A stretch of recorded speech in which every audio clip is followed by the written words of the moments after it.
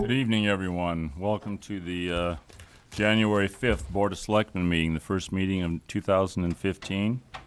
A couple things first. I'd like to welcome James Boudreau, who's the new town administrator. He's his first official meeting with us on board. Welcome, Jim. Glad to be here. And Bill Gustus, this is your last meeting with us, I understand, so I'll wait till Friday to get into more stuff about you, but Okay. anyway, welcome to everybody. This meeting is being recorded and transmitted via cable TV, so I just want everyone to know that. And if everyone would please stand, and will join me in the Pledge of Allegiance. I pledge allegiance to the flag of the United States of America and to the republic for which it stands, one nation, under God, indivisible, with liberty and justice for all.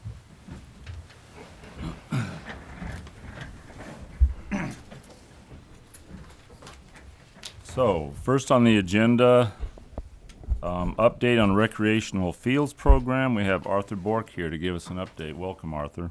Good evening, gentlemen. Thank you very much. Welcome, Mr. Boudreau. Nice to see you. And to Bill Gustus, my good friend and now departed town administrator for all practical purposes. Only departed, leaving. Not you're leaving vertically, not horizontally, so you're fine. But thank you for everything you did. I wouldn't be here tonight without the effort that you put in to get this thing to where it is today. And there are so many other things that those of us that live in town recognize that are here strictly because of you and because of the knowledge, the expertise, and the ability that you brought to that position. We are deeply grateful. So thank you very, very much. Gentlemen, the project at the fields is substantially complete. In the second week of December, the contractor, David White, delivered the softball field and the baseball fields to us, fully turfed, ready for play. So both fields have been compression tested, GMAX tested. They both meet all of the specifications for the fields that were set out by Gale and by the Fields Committee originally, and they can be played on in the spring.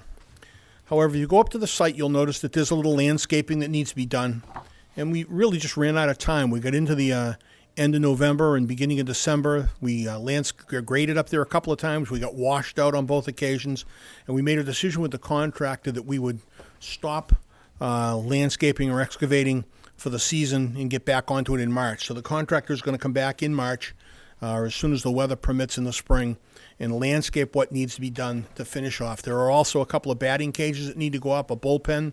He'll be doing those in the spring, and I'll talk about the financial arrangements on that a little later when I get to the finances. But that, from the field's perspective, everything that needed to be done up there has been done, and I must say it was done in a tremendous fashion. I mean, we punch listed those fields with Gale Associates, the engineering firm, and there was a short list on the punch list, a couple of small cracks in the concrete where it needed to be repaired. If you go out and walk the entire perimeter, you'll see a couple areas where they drilled holes for fence posts and concrete cracked off. It'll have to be fixed in the spring when the weather's nice. You can't fix it in the cold weather. But there are very few things that needed to be repaired by the contractor and very few things that needed to be fixed. We are all waiting to see what happens. I mean, it was we hydroseeded up there. The hydroseed did not take in the fall. It's sitting on the ground, kind of holding the material in place. They tell me it will germinate in the spring. If it doesn't, they are prepared to come back in and re-hydroseed if they have to. All of the shrubs and the trees that were planted, they're all in and they all blossomed. So we're pretty sure they're healthy. We have a 1-year guarantee on those. They were put in the fall, so we have until next fall to get them growing. So we have a full summer growing season to make sure that they proceed. But all in all, it's the fields by all accounts are in place, ready to go, and I'm extremely pleased with what they did. The building, we got off to a little bit of a slow start with the builder, but he outdid himself in the end. We have walked that building with the architects and engineers. We've also walked the building with the building inspector, and by all accounts, the building is extremely well built. He met every letter of the specification. The punch list from the architect had 4 or 5 items on it, all of them minor. A little strip of caulking missing here, a nail head that wasn't caulked there, a couple of very small things. All of those were done either that same day or the next day after the punch list was composed. So the building is complete with the exception of the seating in the team meeting rooms and the shelving. The contractor for those was delayed getting them. When they finally delivered them, they were wrong. We rejected them, and they sent us another set. The new set is in compliance. It's arrived, but did not arrive with the support structure to go underneath them. We're expecting that in today or tomorrow. The contractor expects that he will have the seats and shelves in by the end of this week, and that building will be complete. Once that structure is in, the architect will come back up, do a reinspection of those two rooms. That's the only area that needs to be reinspected. Everything else is done, but reinspect those rooms and make sure they're in compliance, and then we can sign off on the building. So we are substantially complete with both phases of that project. I want to turn to financing, and I'll start with the amenities building. And I apologize, I neglected to put in your package the amenities building, but just let me say that there was $1,017,248 was spent by contract with the builder. There was a contingency appropriation on the amenities building of $50,862. We have a subtotal of approved change orders right now of $12,484.11. We have in pending change orders, there are a couple of fire alarm signals that need to be installed, which we expect to cost somewhere around $4,930. That leaves us an available subtotal from the contingency of about $33,447. There's a testing in it. It leaves us an available subtotal of $31,032. We have asked the contractor to give us a price to add some electric heaters in the men's and ladies' rooms there. The building, as you know, is unheated. But when we get into late October and November, the restrooms were pretty cold. And it was probably the most frequent complaint I heard, and I didn't hear many complaints. But there were a few people who commented that it was cold. So we've asked the price for electric heaters. We expect them to come in somewhere around $3,000 or $4,000 per room. We probably will put them in 4 or 5 rooms up there. So we'll probably spend half that additional appropriation on heaters if it comes in. But I'll be back down to talk to people down here to make sure that's worth our while to do that. On the field summary, if you look at the sheet that says field summary, the appropriation at town meeting was $5,397,000. There was a contingency of $269,000. In the October town meeting, we had an additional drainage appropriation of $100,000 for a total of $5,767,113. Through the course of the project, we approved $382,983 in change orders that cost us. And then through the hard work of Bill and Phil, Mr. Crawford and Mr. Gustus, we had a credit of $141,235 for topsoil and loam that was removed from the site. So that was a credit change order to us, ending up with a net change order of $241,747. We have a contract with Mr. White, with David W. White for $5,397,000. We have a $241,000 change order for a total due or paid to the contractor of $5,638,997. We have spent an additional $40,000 on corner flags for the soccer field, a gator to tow a groomer. We bought a groomer as well so that we can groom those fields. The total of those were about $25,000. And we have spent some other monies on some minor changes on things that were done that needed to be bought outside of the general contract that was approved with David White. Those expenditures total about $40,000. So if you total all of that, $5,767,000, what we owe to David White, $5 million, or paid to David White, $5,638,000, and the additional field related purchase of about $41,000, it leaves us a balance from the fields of about $87,008. Don't get too excited, because in the engineering, testing, and design services, we appropriated a total of $49,000. In addition, we appropriated $183,000 for construction services for a total of $232,000. But our environmental costs up there have just went through the roof. Because of the nickel that we discovered in the soil, we had over $100,000 in engineering and design and construction services from Green Engineering, and we've paid to Gale $125,000 for their construction services.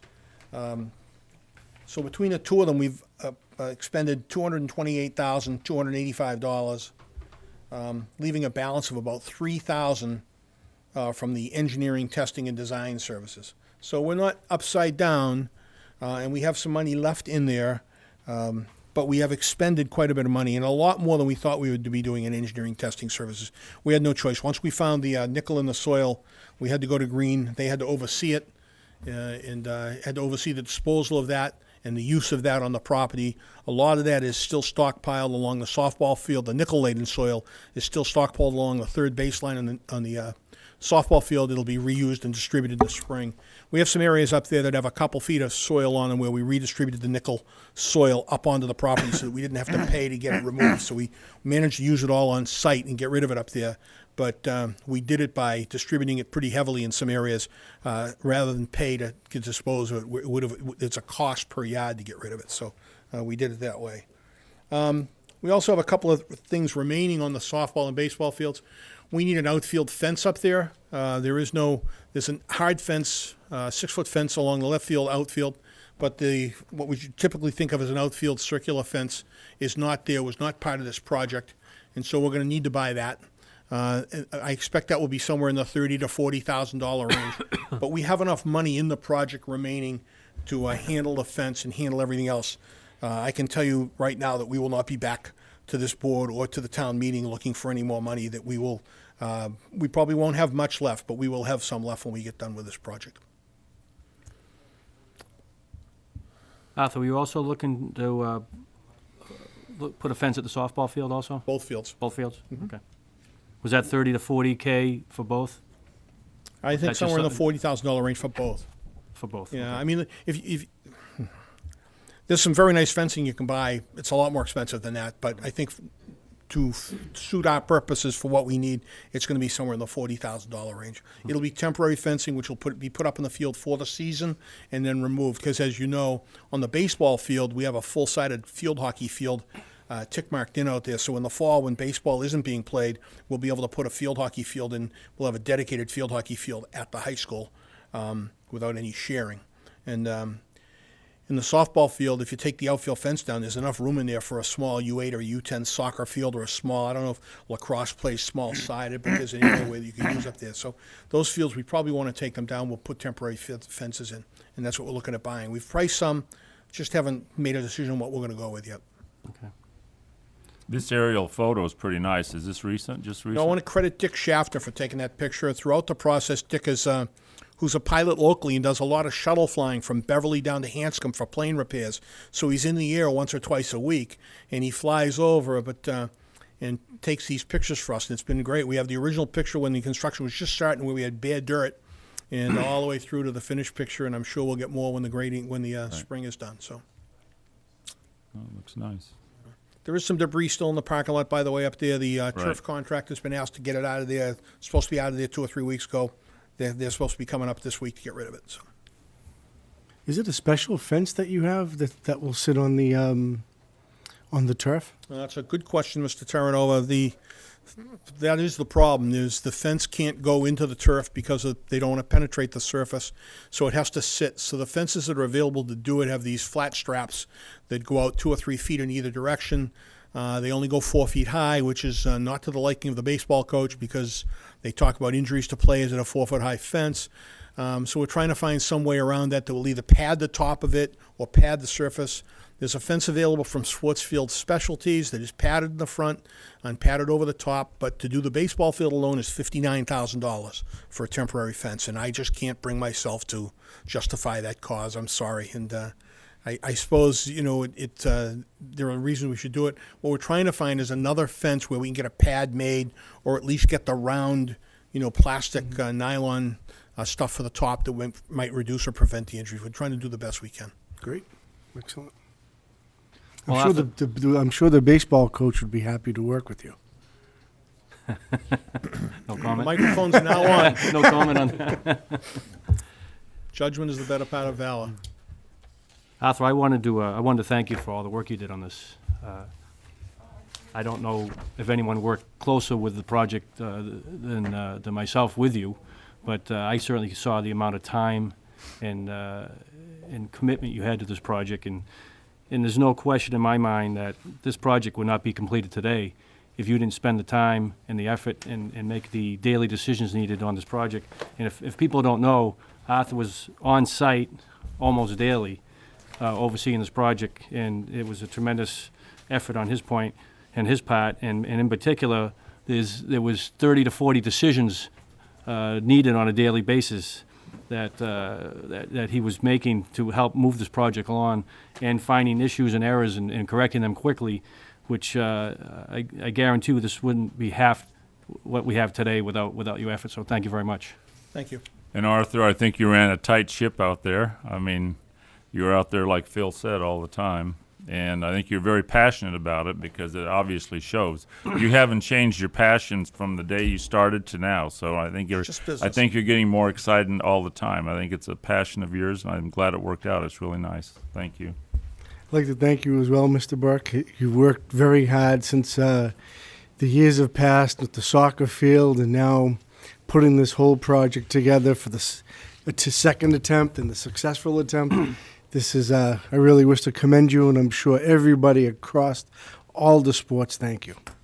Thank you. I will say that the most enjoyment I get is when I drive down there and there are kids just playing on the fields. Not necessarily organized activities or teams, but 4 or 5 kids playing pickup lacrosse down there with a net and a couple of balls and a couple of sticks, or kids kicking a soccer ball around. You see kids coming in, when the high school teams were practicing, we'd see kids coming in 7, 8, 9 years old, mothers dropping them off with their soccer ball in their arms, just waiting to go on the field till the team finished. And so from that perspective, it's given the town a tremendous place to enjoy, and I get a great deal of satisfaction from doing that. I appreciate your kind comments. It really was, for me, a labor of love. My wife would like to thank you. It got me out of her hair for the entire summer.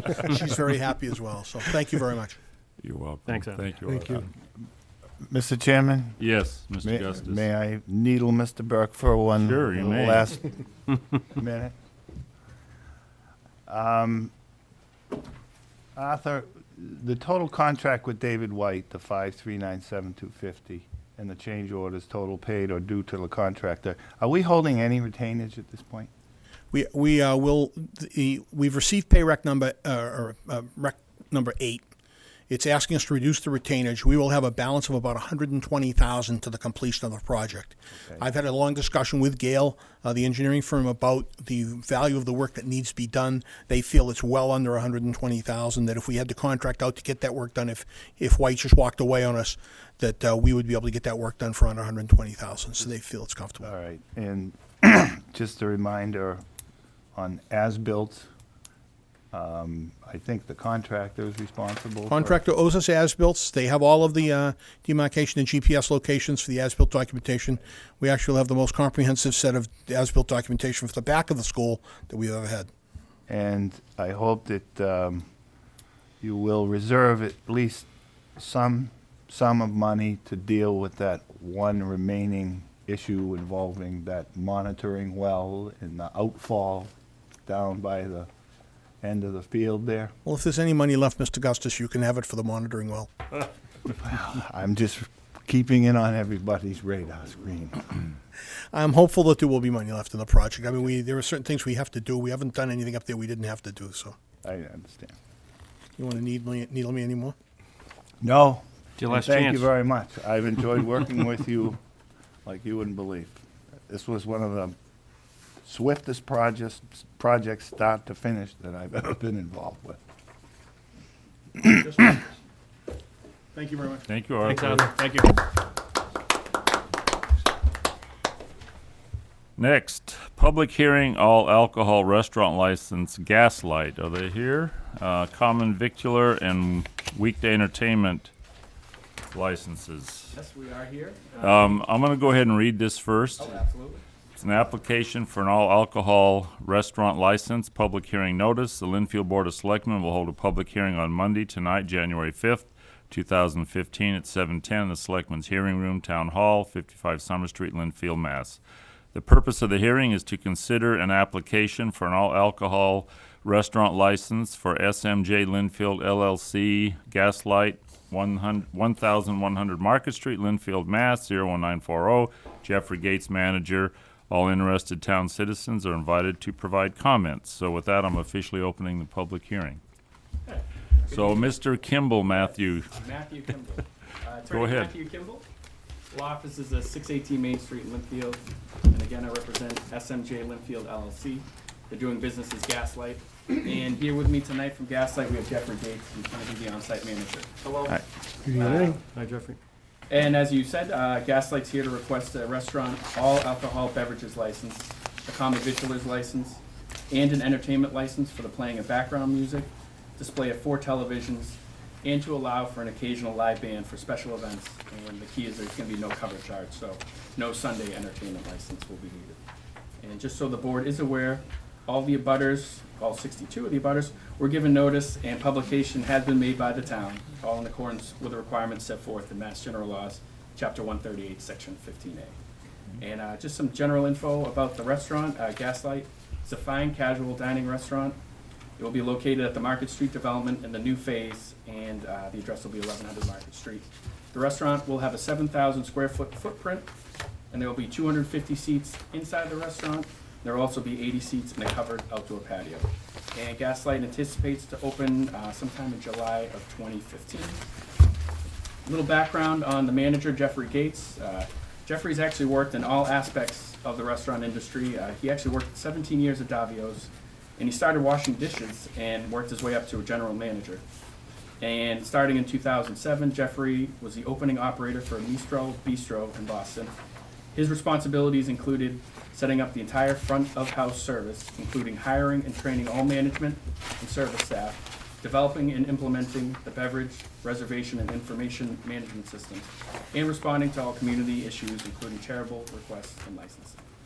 For the last 14 years, Jeffrey has been a partner with the Aquitaine Group, and his group owns and operates 7 restaurants, including the Aquitaine Boston, Aquitaine Chestnut Hill, Aquitaine Dedham, Cinquecento Trattoria, another Gaslight, Metropolis Cafe, and the Union Bar and Grill.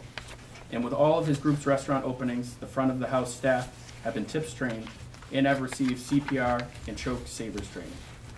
Various members of the front of the house management team and all of their kitchen management have current Serve Safe training. And the training program at the Gaslight in Lynnfield will include tips, CPR, choke savers, and Serve Safe training. And with all the other 7 restaurant locations that this group is involved with, there have been no licensed disciplinary action against any of these restaurants. So now, if I could, I'll have Jeff come up, say a few words about himself and any specific questions the board may have. Great. Hi, Jeff. Hi, hello all. How we doing? Well, thank you. So, I'm actually from North Stamford, Connecticut. I know Stamford's a pretty big city, but where I'm from in North Stamford is very much like Lynnfield. So, I'm very excited actually to be going a little bit change of direction, coming out of Boston and coming into another suburban location. And I really appreciate all of you welcoming us here, and hopefully the community will enjoy our restaurant. Gaslight is definitely open for the Lynnfield residents first. We really need the support of the people that live in Lynnfield. They're going to be our core customers. When it's snowing, they're going to be actually the people who are going to be showing up. And when there's Mother's Day and when there's communion and things like that, all those things are important to us as the core business. And everything else hopefully will be the gravy that pays the bills. Want to make sure you understand that entertainment was brought up. In all of my history in the restaurant industry, I've never been I'm in the restaurant business, and alcohol comes with food, part of the business. Entertainment, the only time we've ever used it is with weddings and those kinds of things, and that would continue here. In other words, maybe a Mother's Day brunch, we might have a 3-piece jazz band, and maybe somebody might rent the whole restaurant out for a wedding, and they may want to have a band for their wedding, but that's about it for the entertainment. But I did feel it was important to make sure we requested that you knew that was something we do. Other than that, I can't think of anything else. I'm the owner of the company, actually. I'm one of the 3 partners in the company, and I will be on site opening this restaurant. I was talking to Paul Wahlberg about it.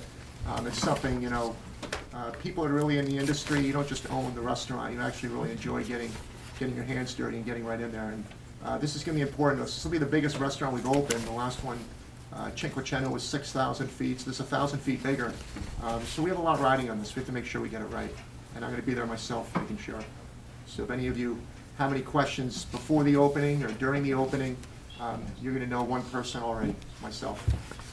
Now, your entertainment's for the inside only? Yeah, for the inside only, yes, sir.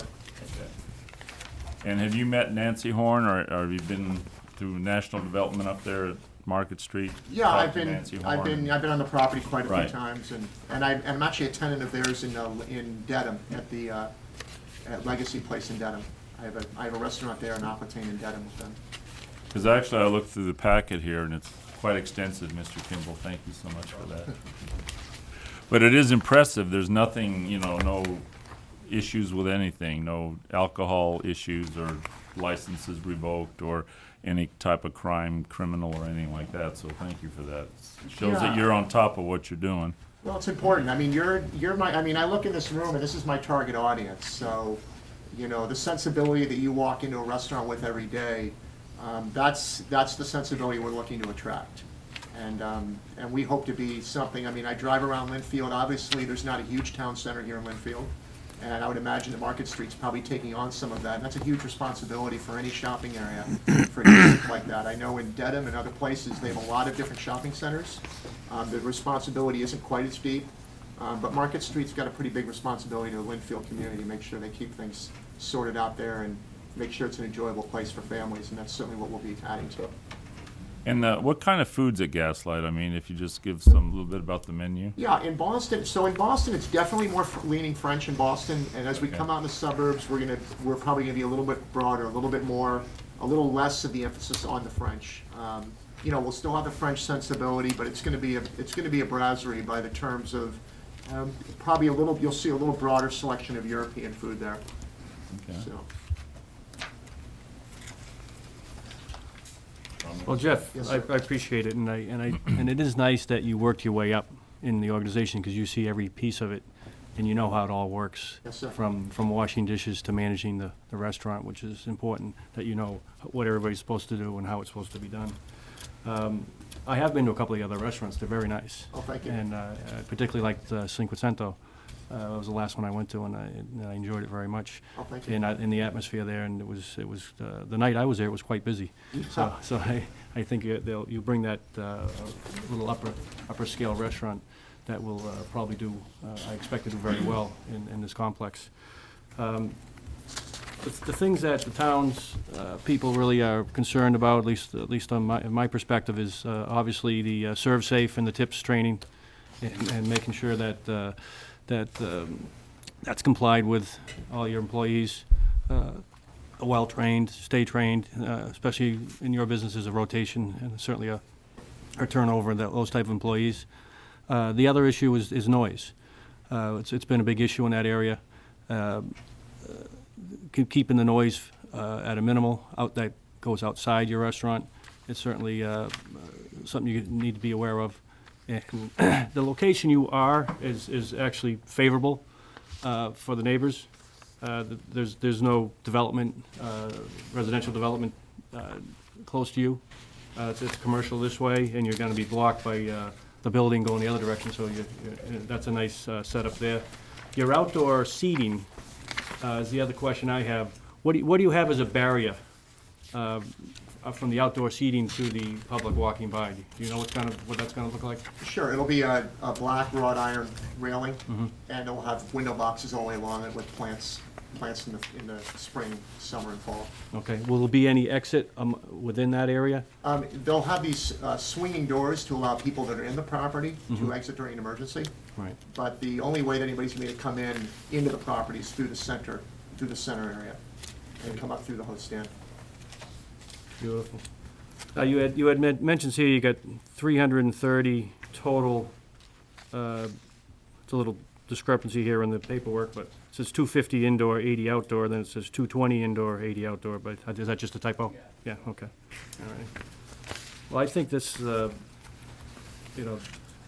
quality of the restaurants that you currently have, and if you bring that same quality to the town, I think it'd be we're very much welcomed within that development, so thank you. Yeah, and I think, listen, and an upset neighbor, they're a customer. So if a restaurant operator doesn't care about their neighbors because it's the right thing to do, they should at least be caring about them because it's, commercially the right thing to do. And I ran restaurants for a long time on Newbury Street. We were on the residential side, they called, of Newbury, where we were abutted by Commonwealth Avenue. We had a lot of neighbors back there. We had, I had a lot of dialogue with them, and I understood quickly, about all the dynamics of making sure your neighbors are happy. So that's something, we take that responsibility. We don't take it lightly. Great. Yeah, Great, thank you. absolutely. You're welcome, sir. Thank you for coming this evening. I looked over your packet, it's very extensive. Great job, Mr. Kimball. A few questions. Your exterior patio is gonna be open, so it's not enclosed, or the enclosed is just the half rail, so to speak? It's the half railing and then an awning over the top of, most of it'll have an awning over it too. Okay. So for the music, and was there gonna be a TV out there? There might be one at the bar, yeah. But that wouldn't have the volume on. That would be captioning, and mostly only when sports are on, that's the only time it would be on. For years, we didn't have to put a TV on years ago because, as we all know, if we're a little long in the tooth living in New England, that we weren't doing as well in sports. When I was a kid 35 years ago.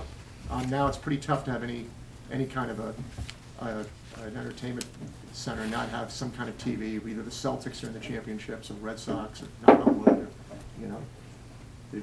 I won't even say anything about the Patriots, So would your sound be aimed towards your restaurant? Yes, sir. Excellent. Yes, sir. Excellent. Because we're always very concerned with disturbing our neighbors, and it's refreshing to hear you say that you're concerned with keeping your neighbors happy, as we are as well. Yes, sir. It's very, very important. Your bar, how large is your bar? 18 seats, so it's not one of the bigger ones there. Excellent. Generally, I like to have a bar that's busy, that looks busy on weeknights.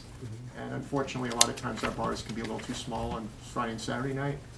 But, we're really more of a food-driven business, and hopefully most of the people are maybe gentlemen whose wives are still at work, or, out of town on business, they're looking for someplace to eat, or vice versa. A lot of people do eat at our bars, and I still haven't run into, in all the restaurants we own, we still haven't ever become much of a drinking type of bar business. So, and I wouldn't imagine we'd be coming to Lynnfield to find that, that's for sure. It's excellent to hear all that.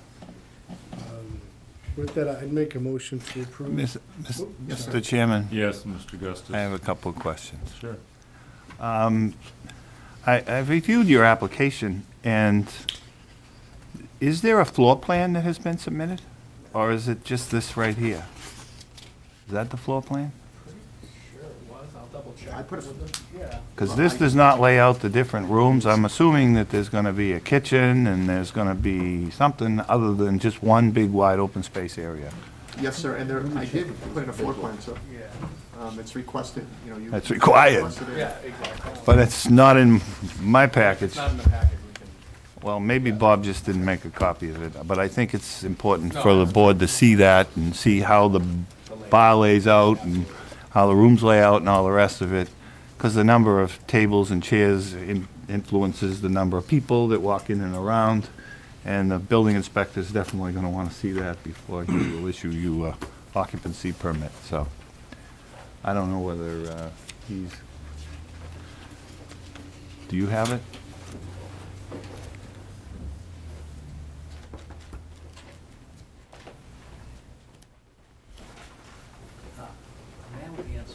All right, there you go.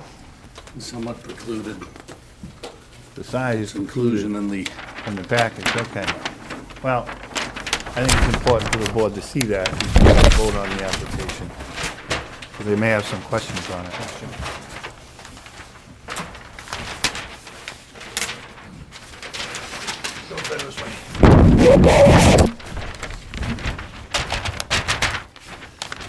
That's better.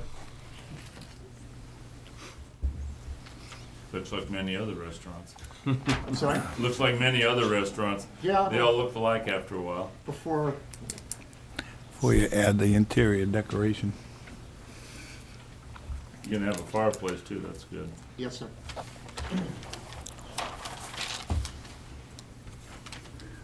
What do you expect the hours of operation on the seasonal bar? Well, the math usually works out to about 72 days, something like that, and It'll be sometime around May, right in the beginning of May, and it usually ends sometime towards the middle to end of September. You know, when you're in Boston, usually the tip-off for outdoor patios in Boston is Marathon Monday. But in the suburbs, it's never that early.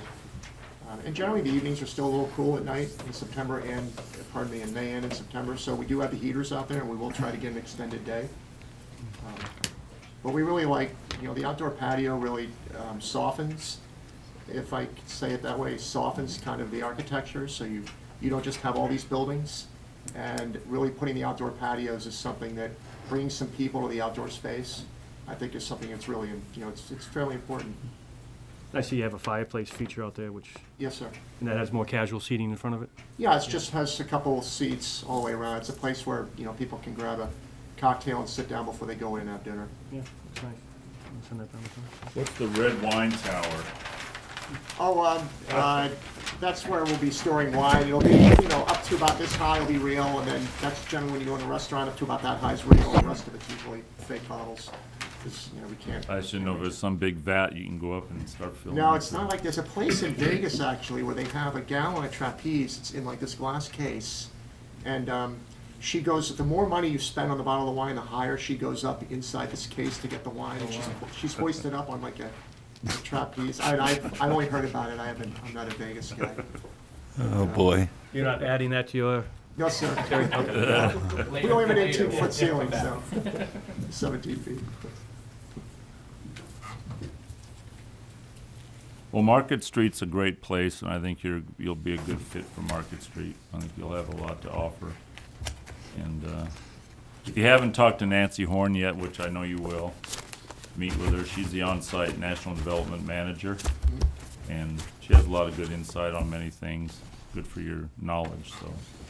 Yeah, that'll be good. I mean, I've got a good list of, you know, a lot of the clubs and groups out here, the Rotary, and a lot of the PTAs in the high schools and the junior high, a lot of the PTA leaders, and those are the people we're gonna be talking to and making sure we have the opening. Those are the people that we'll be kind of priming the well, so to speak, with. Right. You know, they tend to really lead the communities, you know, those folks, so hopefully we can get a hold of them and start a nice relationship. Could you explain to me the seasonal bar? Is that outside? Yeah, that's outside, yeah. It's a small seasonal bar. So where is the liquor stored when you're serving? Oh, it's got a rollaway that locks up. Okay. So is this an exterior wall Yes, sir. down here? Yeah, yes, sir. And that wall comes all the way up to where the railing is? Yes, sir.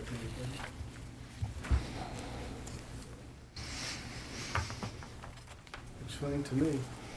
You're investing your money, so I'm sure you Thank did you. all your due diligence Oh, before it's came the forward first, with this the plan. first 60 months is it's about how long the construction loan is, so. You So, know, I've been through it several times, so. do you have any other questions, Mr. Augustus? No.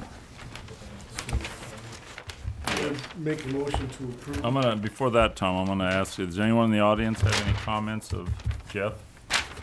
For the public hearing?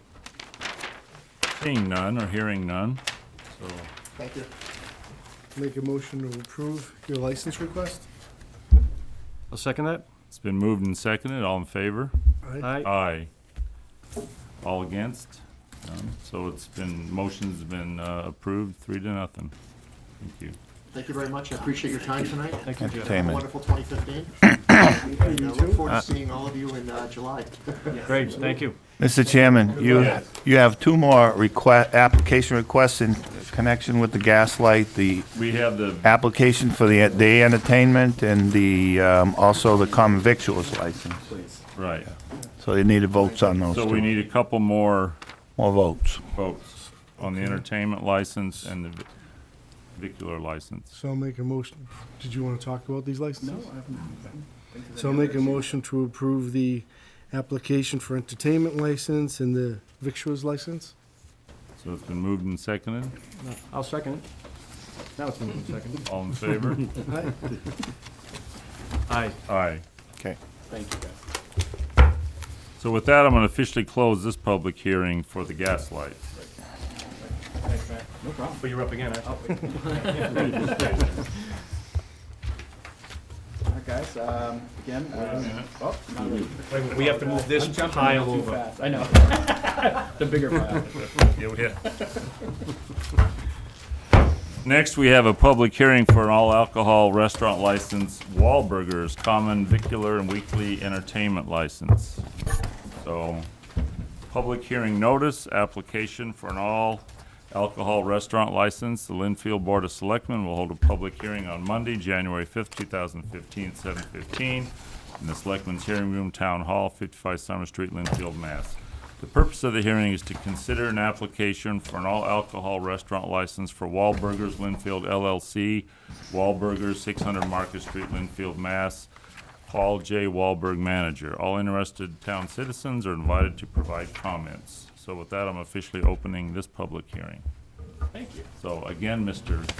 Kimball, this is a nice package here, It's a too. little bigger. It's bigger than the last one. Again, Attorney Matthew Kimball, law offices at 618 Main Street in Lynnfield. And I represent Wahlburgers Lynnfield LLC, doing business as Wahlburgers. With me tonight is Paul Wahlberg, who's one of the owners of the applicant entity and will be the on-site manager of the license.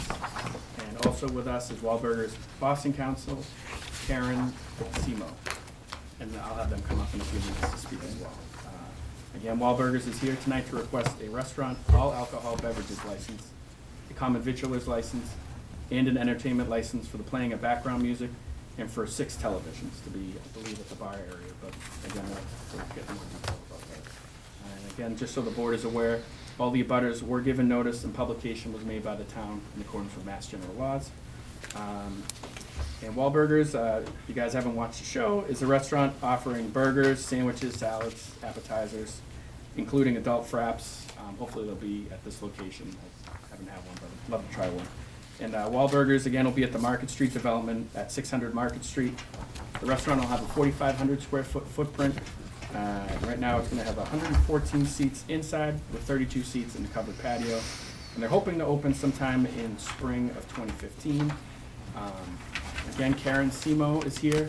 She's going to get in a little more detail about the application, and then you guys will hear from Paul as well. So, Okay, thank you. Thank you. Thanks, Matt. Welcome, Karen. Thank you. Good evening, Mr. Chair, members of the board, Karen Simeo, McDermott, Quilty, and Miller. First, it's a pleasure being here. It's been a little bit since I've been in Lynnfield, but I always like coming out and seeing you folks. Really excited to be here with Paul Wahlberg tonight. Our firm has been working with Mr. Wahlberg to open up a couple of new Wahlburger locations. Of course, the flagship being in Hingham, and Lynnfield, and a Boston location in Fenway will be the next 2 locations to launch. And so we're really excited that these are sort of the beginning locations for expanding that brand. And it's something that is infectious, the passion about it. And so we're happy that Lynnfield is going to be home to one of these locations. I will note from a strictly procedural standpoint that there is currently a full liquor license in Hingham. We will also be exercising a full liquor license in Fenway, and Mr. Wahlberg currently also exercises a full license at Almanove, the sister restaurant, which is a higher end location.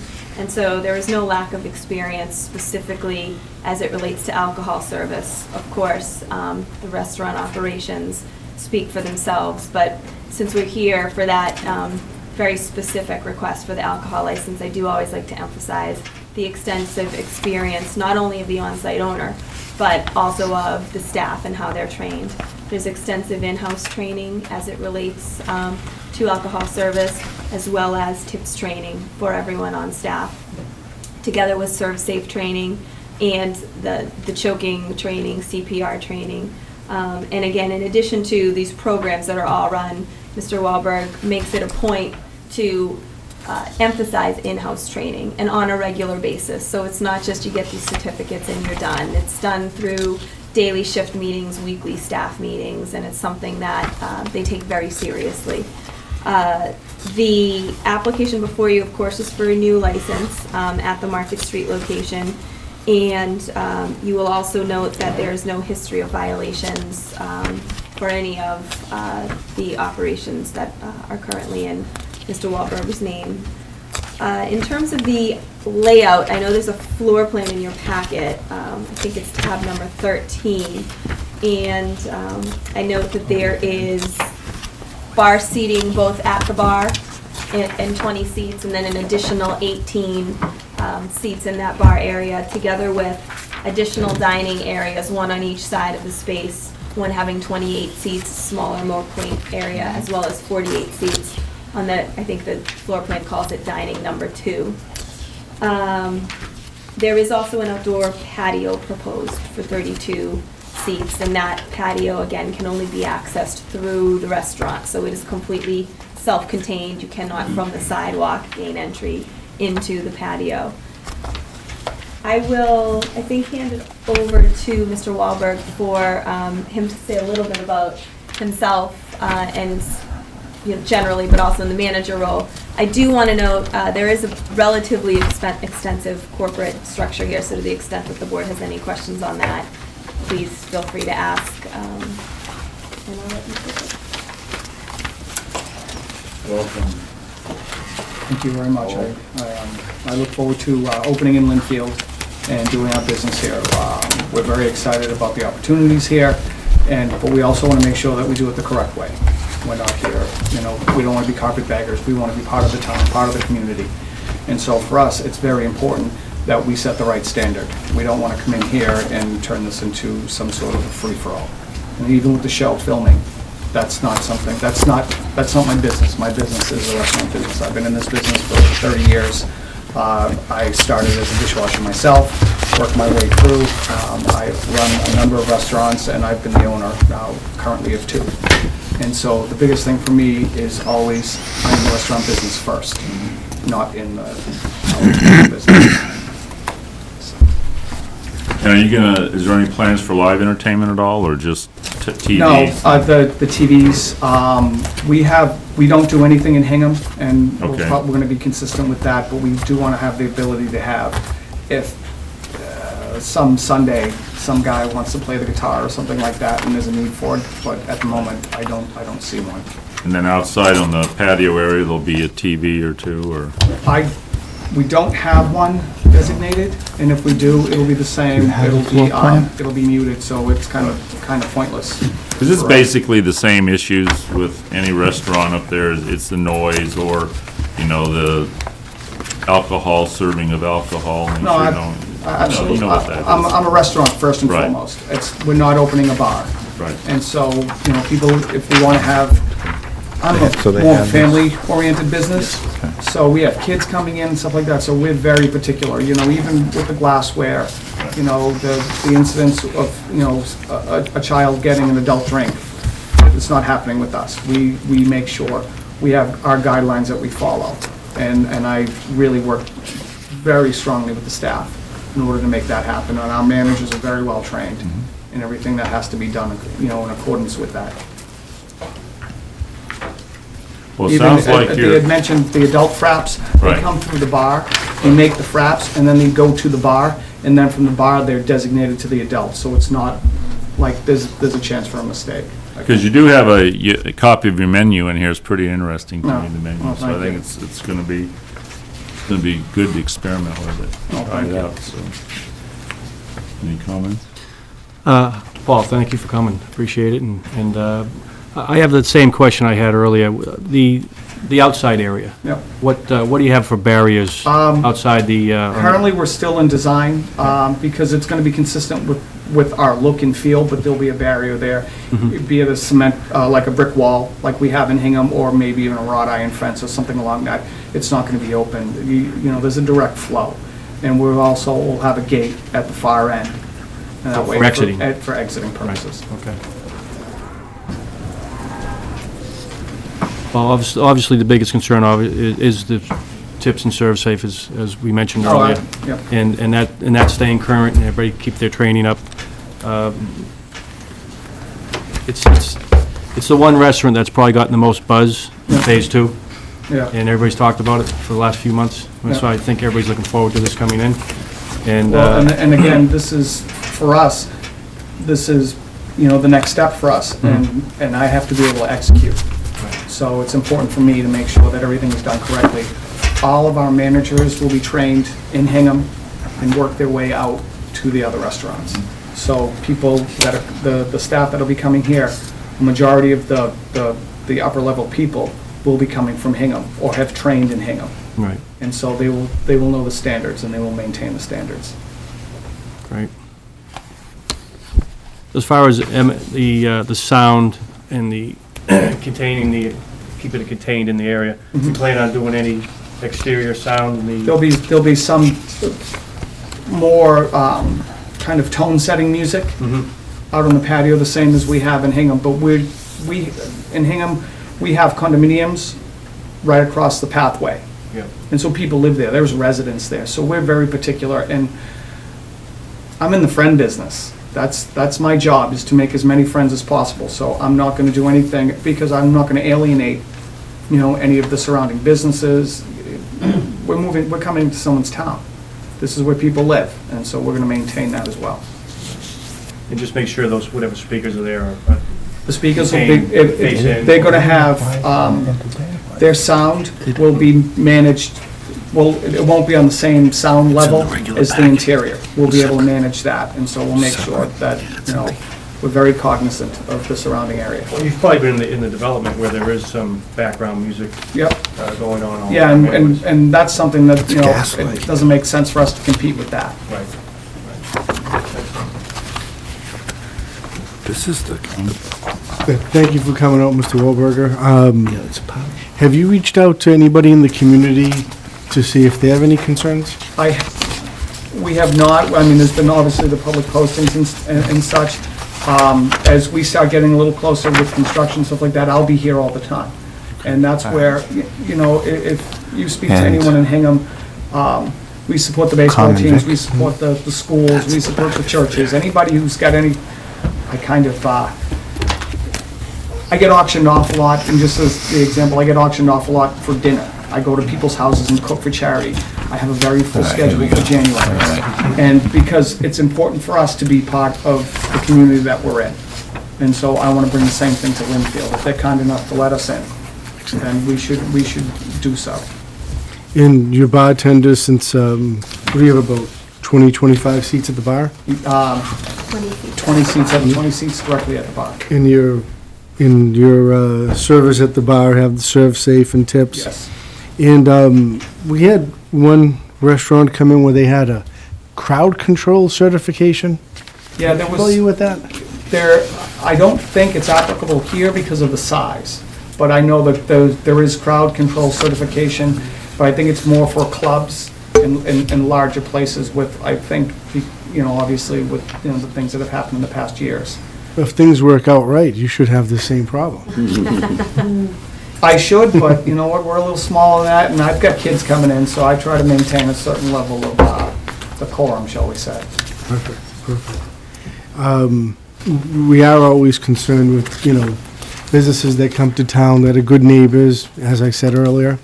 So it sounds like that is a target of yours that's It's a high huge priority. Yes. So I commend you for that. And I really don't have much more in the line of questions. Looks like you're, I would say, financially stable.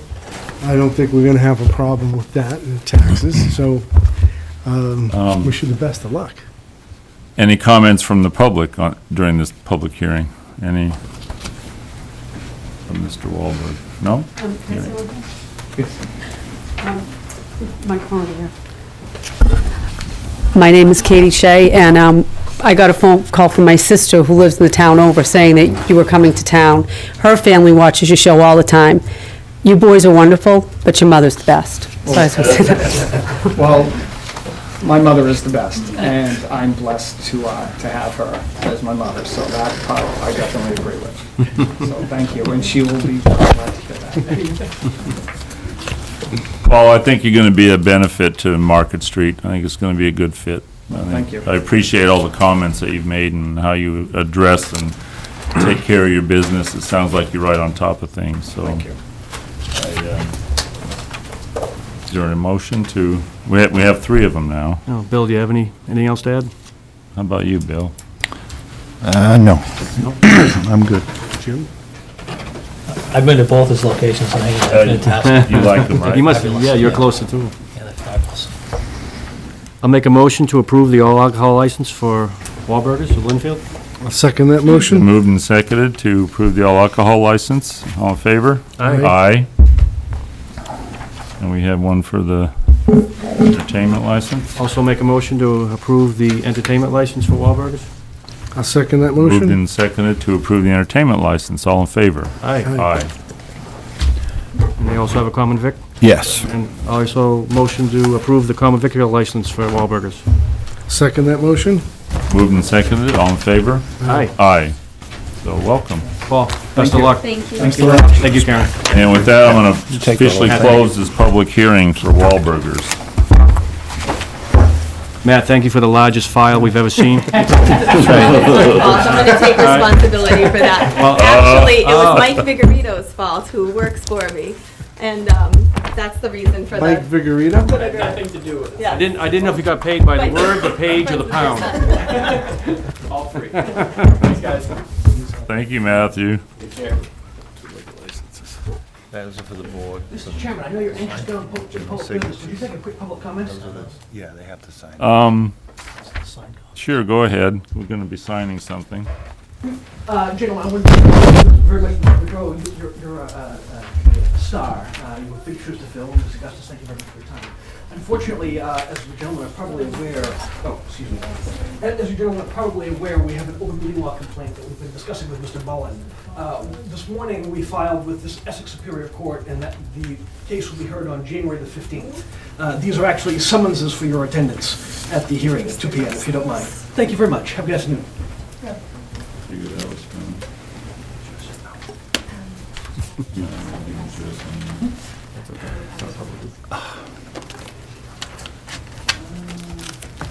Mr. Walsh, will we be getting any more information on this?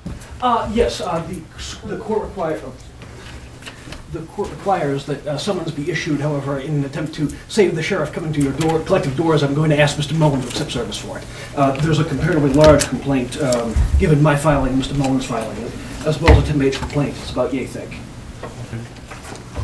So we're going to move ahead with our budget topics, Apologies. Thank you okay? much, Mr. Chairman. Thank you. I'm not gonna be. Okay, first on the list is the inspectional services. Yikes. How you doing? Fine. Hey, Jack. Gentlemen, Jack?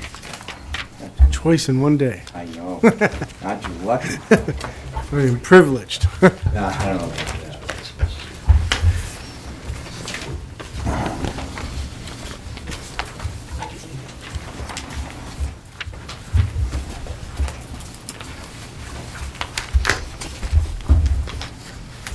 So we have a copy of your FY 2016 operating budget here.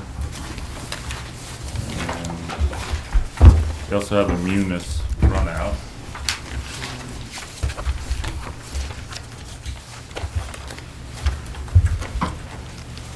So, Yeah, there, actually, most of the line items have stayed the same.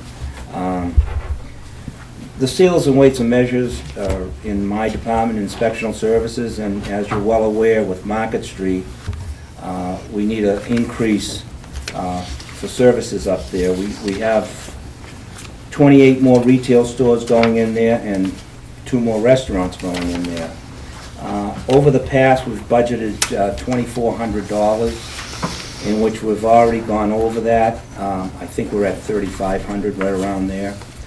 So I'm not saying that we're gonna expend all $6,500, but we need something because we don't know what the other retail stores are gonna be up there. right. So, and these, this is mandated by the state for the town to do these inspections. Some of them are yearly, and some of them are every 2 years. So it's hard to determine how much money you need in 1 year, because some of them are 2 years. So I think this is probably pretty close to what we'll expend. So you're looking at 170% increase Yeah, that's change? kind of deceiving, but that's what it is. And is And this, the Like I said, 60, we're at 3,400 right now. right. Which is 1,000 over the original budget. So the 6,500, is that something that's maybe a one-time deal, or would that be annually? I think you might be looking at that from now on with the market street. But you have to take into consideration that this is a pass-through type of account. When he inspects scales or whatever it is he's doing, he charges them a fee for this. Right. The fee is then paid over to the town, goes into the general fund, and then he is paid a like amount out of this appropriation. So the fact that this is going up by 3,600 or whatever it's going up, $4,000 almost. Right. That means that there's $4,000 more coming in to our local receipts to pay for these services being rendered. So it's pretty much a wash account. The other big one was the vacation replacement salaries. Yeah, vacation replacement is due mostly to Market Street again because of the workload there. Since we regionalized, we're up about 20% on our permit fees and our permits. So with that in hand, when my guys take vacations, I need a replacement. So they have, let me see, 2 weeks vacation now, so that would be to do the inspections for the replacement inspectors. Right. And Wakefield pays, I think, 50 or 60% of vacation replacement also. And speaking of regionalization, how's that working? Fine, yeah. Like I said, we're up about 20%. It's hard to tell because of Market Street. I would just assume after Market Street is done, then I could let you know the exact percentage on how much we've increased. Because Market Street kind of throws a curveball at us. Well, the other issue, Jack, was always service also. And I think the service end of it's been good. Yeah, well, it is good because, contractors now call over Wakefield or vice versa. And they know that someone's there in the afternoon, they know that someone's there in the morning. So it's been working out, it's been working out pretty good. Excellent. Yeah. Bill, have we had any complaints that you know of coming through the town hall area About about our inspectors either being on time or no, doing their work or meeting their deadlines? as far as the inspectional services is concerned, no news is good news, and there is no news. Okay, great. I like that. Yeah. We've been working with Jack on a few different issues around town. I must say he's extremely attentive to the many people's needs. Thank you. And we had an issue that's been developed over the past week or so. Jack was kind enough to call me while he was off on vacation. And as soon as he returned, he jumped right on the situation. So in case a lot of the people watching and sitting here, in case you don't know, Jack really works very diligently and very hard for this town. Thank you. Really want to thank you for that. The reason why I called you is because my wife was in the other room. So I had kind of permission. So it seems to me that the increase for weights and measures is something reasonable since it's a flow-through item, a washout item with Right. the income and the expenses. I wasn't exactly sure why the other $1,000 for the vacation replacement salary? Because before, when we replaced the inspectors for inspections, we were only going out 2 days a week. We now have to go out 3 days a week because of the workload. I have to pay the inspectors that are filling in for our guys. Oh, okay, all right, so this is... Okay, so, the workload is getting greater, so now that they have 2 weeks vacation, and then next year or 2 years, they'll have 3 weeks vacation, so it might change then too. Now, I know that there's a huge amount of work with all the development going on at Market Street. Yeah. What about the balance of Lynnfield? I mean, I see there's another development on Main Street, 4 or 5 houses there, it Well, looks like. that increase of 20% was not Market Street. That was based on what we're doing in-house in Lynnfield, Okay, okay? Because the Market Street's a total, I keep that separate. okay.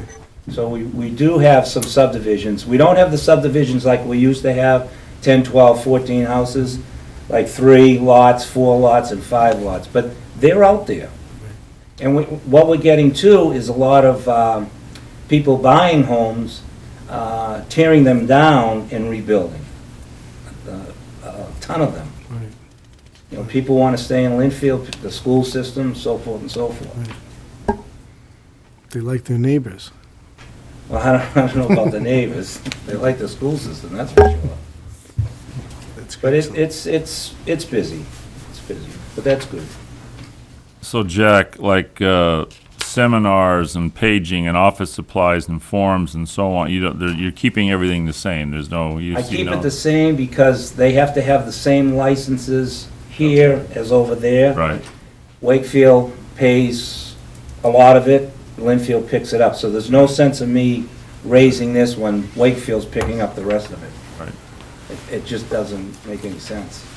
It's the same license, same seminars. Right.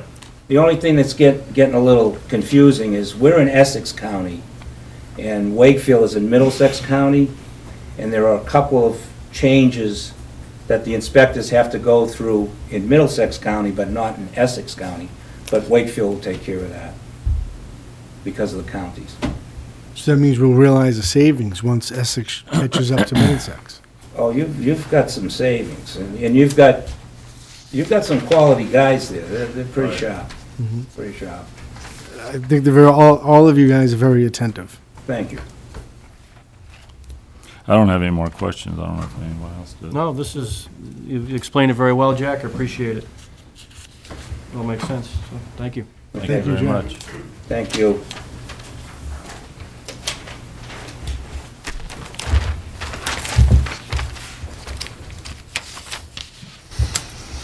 Okay, Health Department. Kristen, how are you? Great, thank you. Thank you for having me. Welcome. Welcome, Mr. Boudreau, and best wishes, Mr. Gustus. Thank you, Kristen. So I believe in your packet, there was the Board of Health budget outline. This one here. Yes.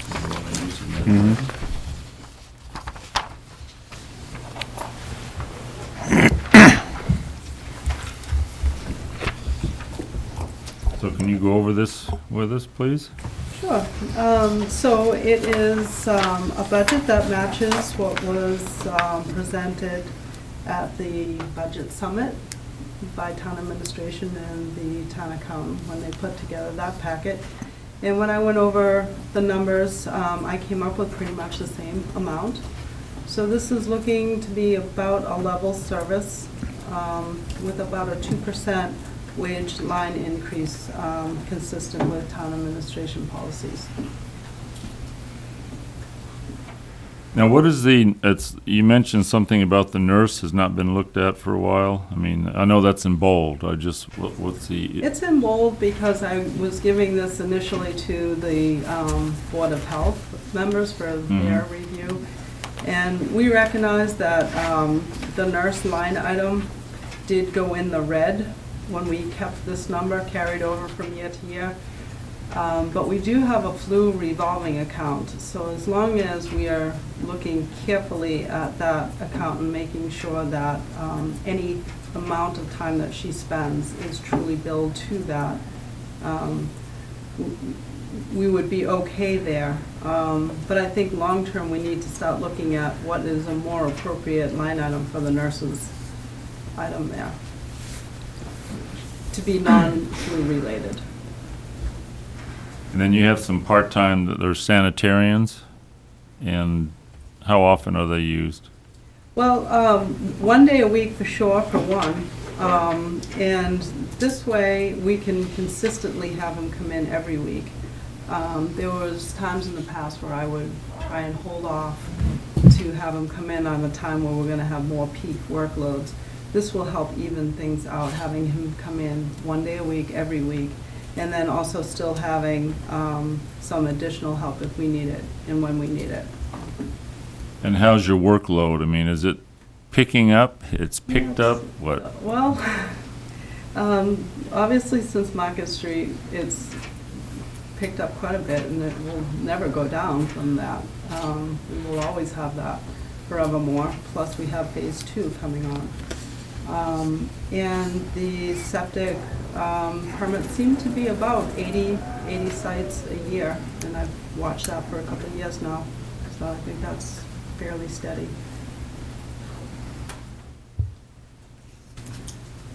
So with the growing workload, you're pretty much saying that the Board of Health requirements needed, you would not, maybe, you probably wouldn't be able to make that? Is that what you're saying? I think we can make it on this budget that I'm proposing. It's tight, it's no frills, there's no downtime built into any of this, so it's pretty much go-go. And I think one of the benefits is the lack of benefits that the town has to pay when you hire vendors this way. And I have 3 registered sanitarians. I'm also a registered sanitarian. So I think this is really great coverage.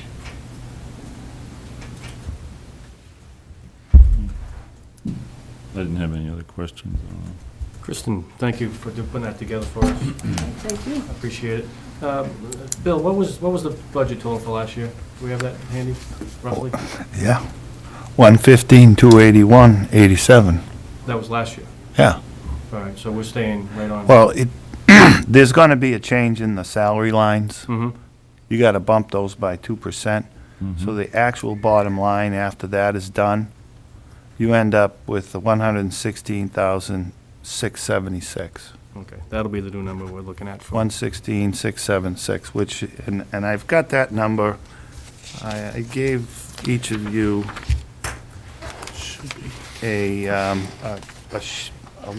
three spreadsheets, and you can see the net increase in the budget, the total increase in that budget. Well, actually, it doesn't show on this one, but it's less than one. It's about 1.5% overall increase in the entire budget. The salaries are down a little bit, and the expenses are up a little bit. But the total is 116,676, and in the current year, it's 115,281. Well, Kristen, that's certainly reasonable for what you do, and you certainly outline what you do every year, and it is a heavy workload. If you're doing that plus phase 2 coming on next year under the same budget, that is certainly a more than reasonable request of the board at this point. Thank you. And then, of course, we can again review it this time next year, and then you'll have the full impact of phase 2. We'll know what Correct. but the additional sanitarians, I know that's a big time crunch part of your weekly job is the inspections. Inspections, plan reviews, and things that actually, even if they're question and answer, that someone of a technical background needs to answer. Well, doesn't a septic inspection alone take several hours? It can, well, the perk test usually does. Right. Usually on site for several hours for that. And that's, and you're doing 80 of those a year or so? I'm sorry? You're doing about 80 of Yeah, those? 70 to 80. Yeah.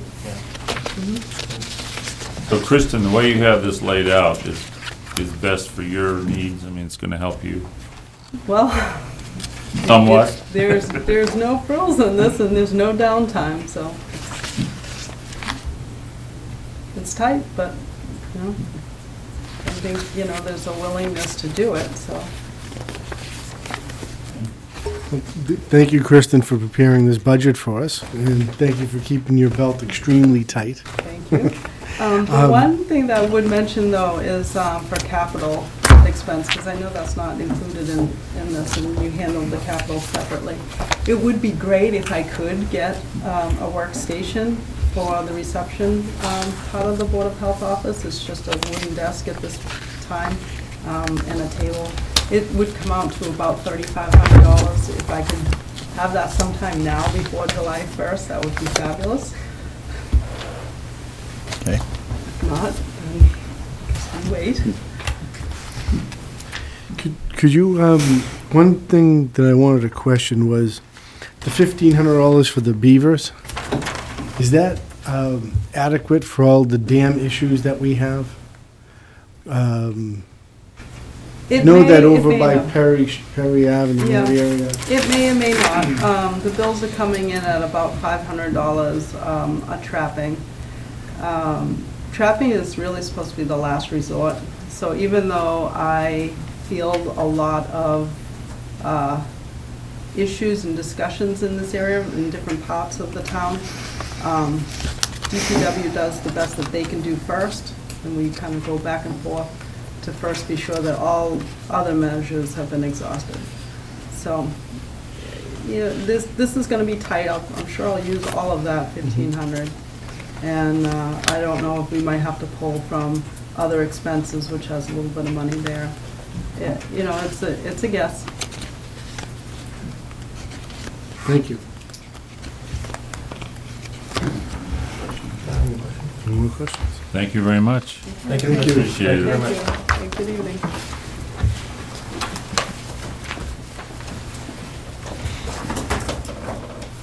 Next, Department of Public Works. Mr. Lafferty, how are you? Good, good, thank you, Chairman, Selectmen.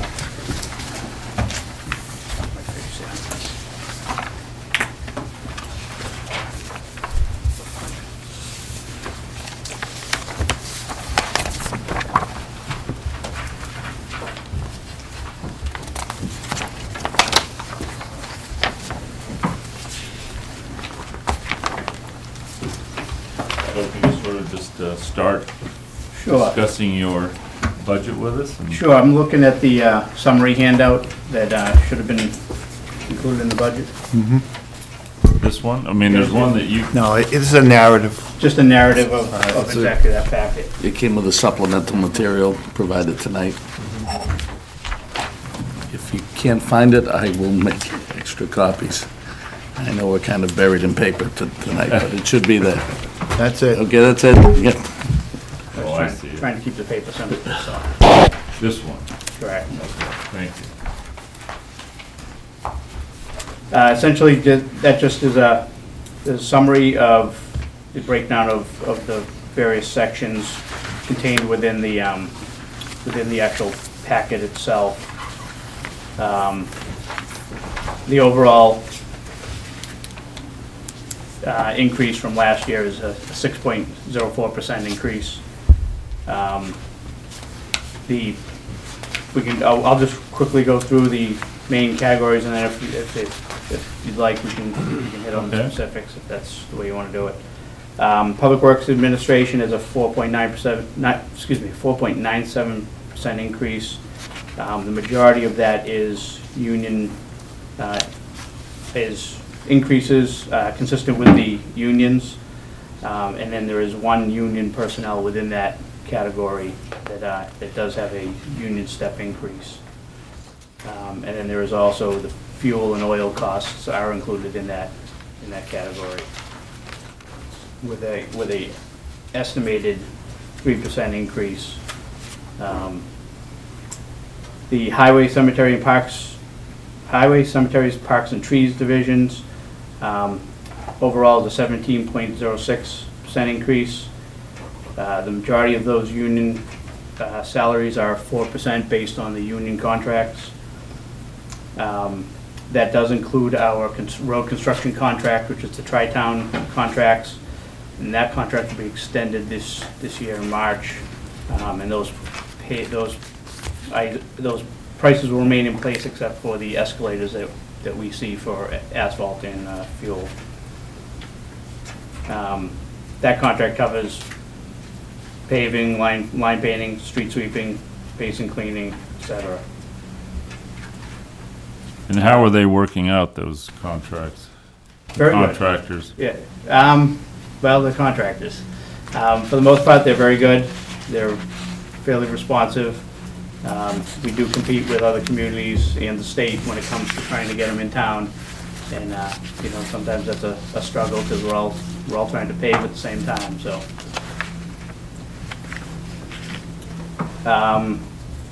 There's an additional $130,000 added to road construction within that category.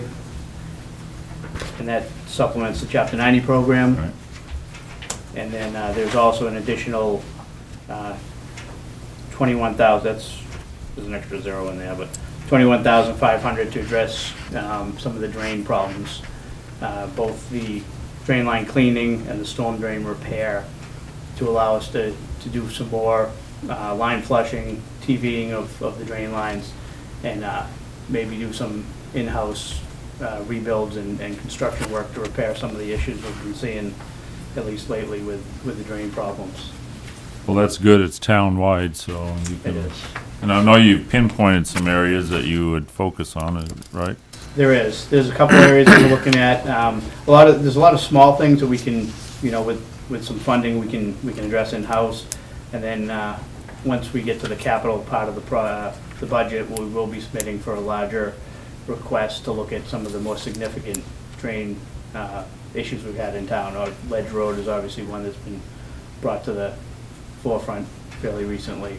Yeah, so this isn't to address that area? Not specifically, but it would help us address issues like that, because it would allow us to be able to get a contractor in to TV the line and see if there is obstructions or damage to the line somewhere else that maybe we could repair short-term, type of thing. So that's where this would help. But big picture-wise, there's a need for, on the capital end, to look at some of those areas and come up with a more substantial solution. Sidewalk is level funded. Sidewalk construction is level funded at $25,000, as is snow and ice. Just one caveat on that, the salt prices do increase for us this year, up to $44 a ton, as per the contract, which is still fairly acceptable compared to most communities. Streetlights, the electricity cost itself, the utility cost is level funded. There is a slight increase in the need for materials and repairs to the streetlights, so we can start to address some of the issues we're having. As I'm sure a lot of you have heard, between the painting and the finishing of some of those lights, in addition to some of them just flat out not working. So that's where that cost is. The rubbish and collection disposal costs, all those are still under contract.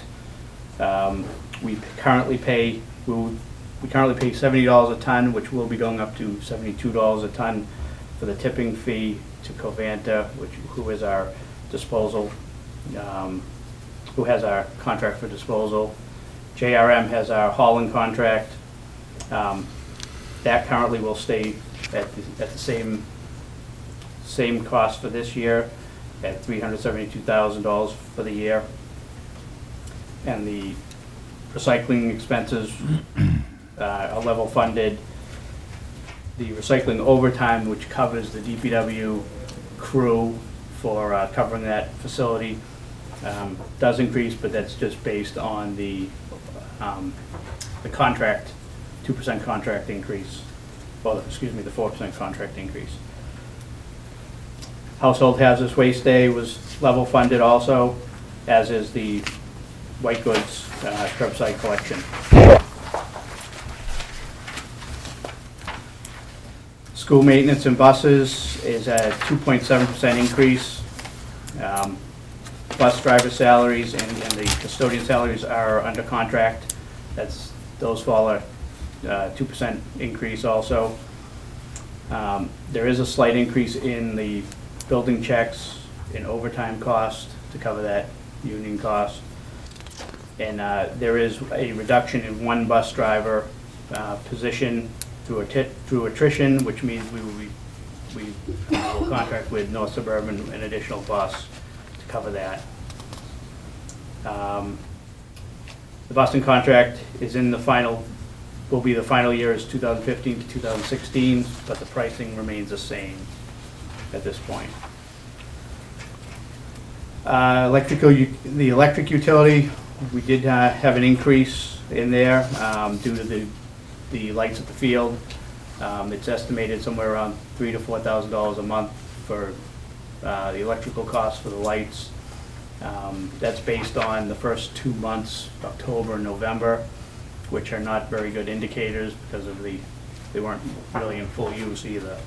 So, we'll see how, we'll see how the beginning of this year rolls with the field lights, and see what that cost really works out to. How many months did you estimate in your budget for that $3,000 increase? Well, that's for the full year. You carried $3,000 a month for the full year? Correct. Like I said, it's based on just that one, that 2 months use, which isn't necessarily a good indication of exactly what the usage would be. We don't have a good sense in the first month, you know, whether the lights were being left on because they left them on or if they were actually being utilized. So we need to take a closer look over the first couple months once the athletic fields go back into use and see how that looks. Within the school maintenance and buses is an increase in school facility maintenance, and some totaling $24,000, but it's spread throughout HVAC, fire alarm sprinklers, and roofing costs, all of which we've seen more maintenance costs come in at. The facilities are also obviously getting a little older now, so we're having to address some of the issues, and you know, we're trying to keep on top of them as compared to trying to let them get worse. So there's a slight increase there on those line items. Town buildings maintenance is a 4.08% increase. That covers the union salaries of a 4% increase as per the contract. Both the heat and the electric utility is level funded.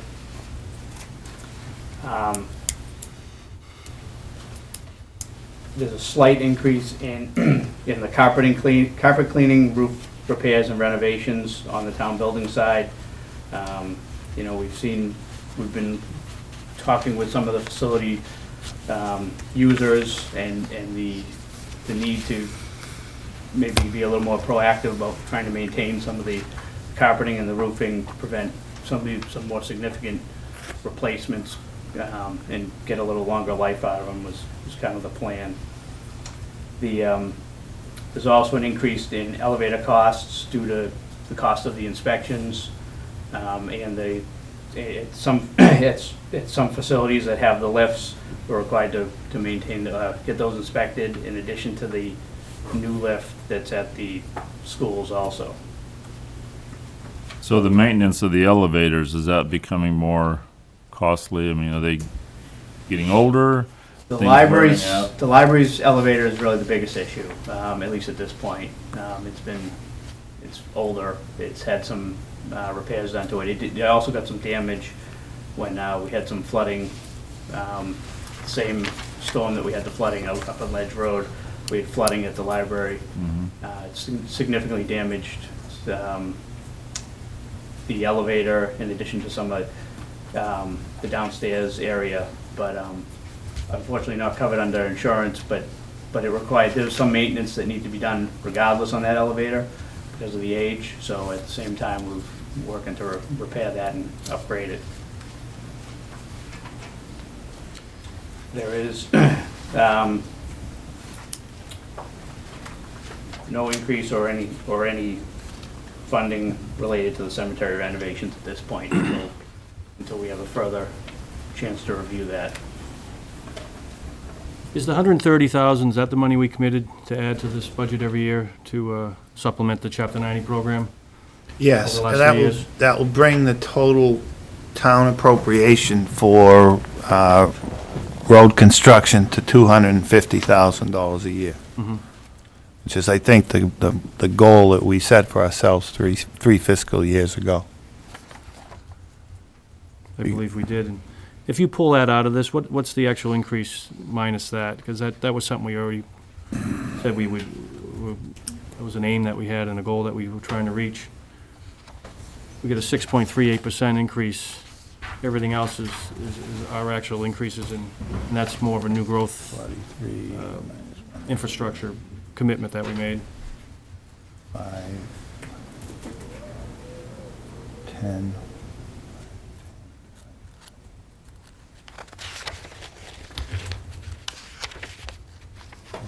phone with me. Andrew, wouldn't it make more sense on the estimate of the lighting cost up at the high school to carry a partial year? You don't use the lights in the winter. Right. During the summer, you're not gonna use them much at all because it stays light, pretty late from June to September. Right, so looking at the two bills that we had, we knew that, particularly in November, that the lights were not on all that much, as far as they weren't on. And I was actually pretty conscious at that point because we were driving by much more often to see when they would be on and off. But somewhere along that line, it seemed that wouldn't be the full usage, for an example, and that was a $3,000 bill. So kind of using that estimate, I ran the 3,000 all the way out, assuming that there may be some, March, April timeframe and later on in the year when you run the lights later, Right. that we may be pushing a $4,000 or $5,000 bill, depending on the usage of the fields. And part of that question that's still out there is what is going to be the usage of the fields? Comes to about 9%, that line The item. unknown, at least on our end at this point. Well, we know it's not gonna be used after a certain hour every night. And I know it's a number that On we that aren't line. aware of yet definitively because we haven't used it for a year yet. You'll know it better next year. I'm just On thinking that line, that might be a little high, on it the high goes from, side to estimate. you take 12 months 130 at out of 3,000. that, Yeah. brings it But down to that's, 510 that's something we roughly. can certainly take a close look at as the year goes along. 510 and adjust it next year.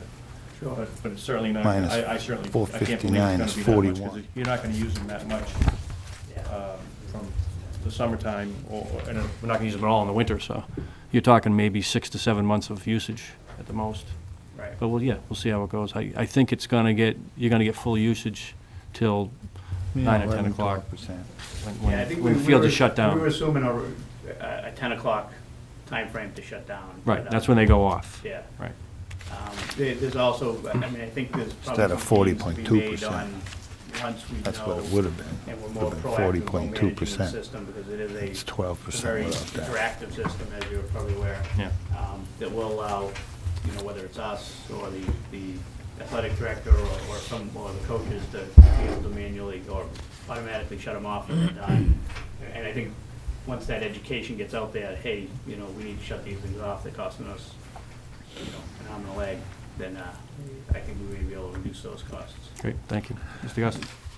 The increase in that highway expense line, if you control for that 130, instead of being 40%, it's 12%. Okay.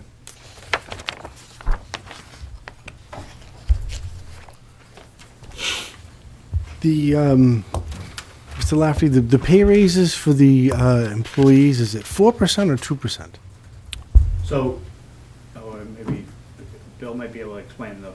Yeah, it's actually a 2% addition to the overall grid, but in the DPW union and that one alone, in the third year of the contract, we dropped the first step, if you might recall, and added another step, because all of those people had been maxed out for like 5 to 7 years. Now, they wanted it all 3 years.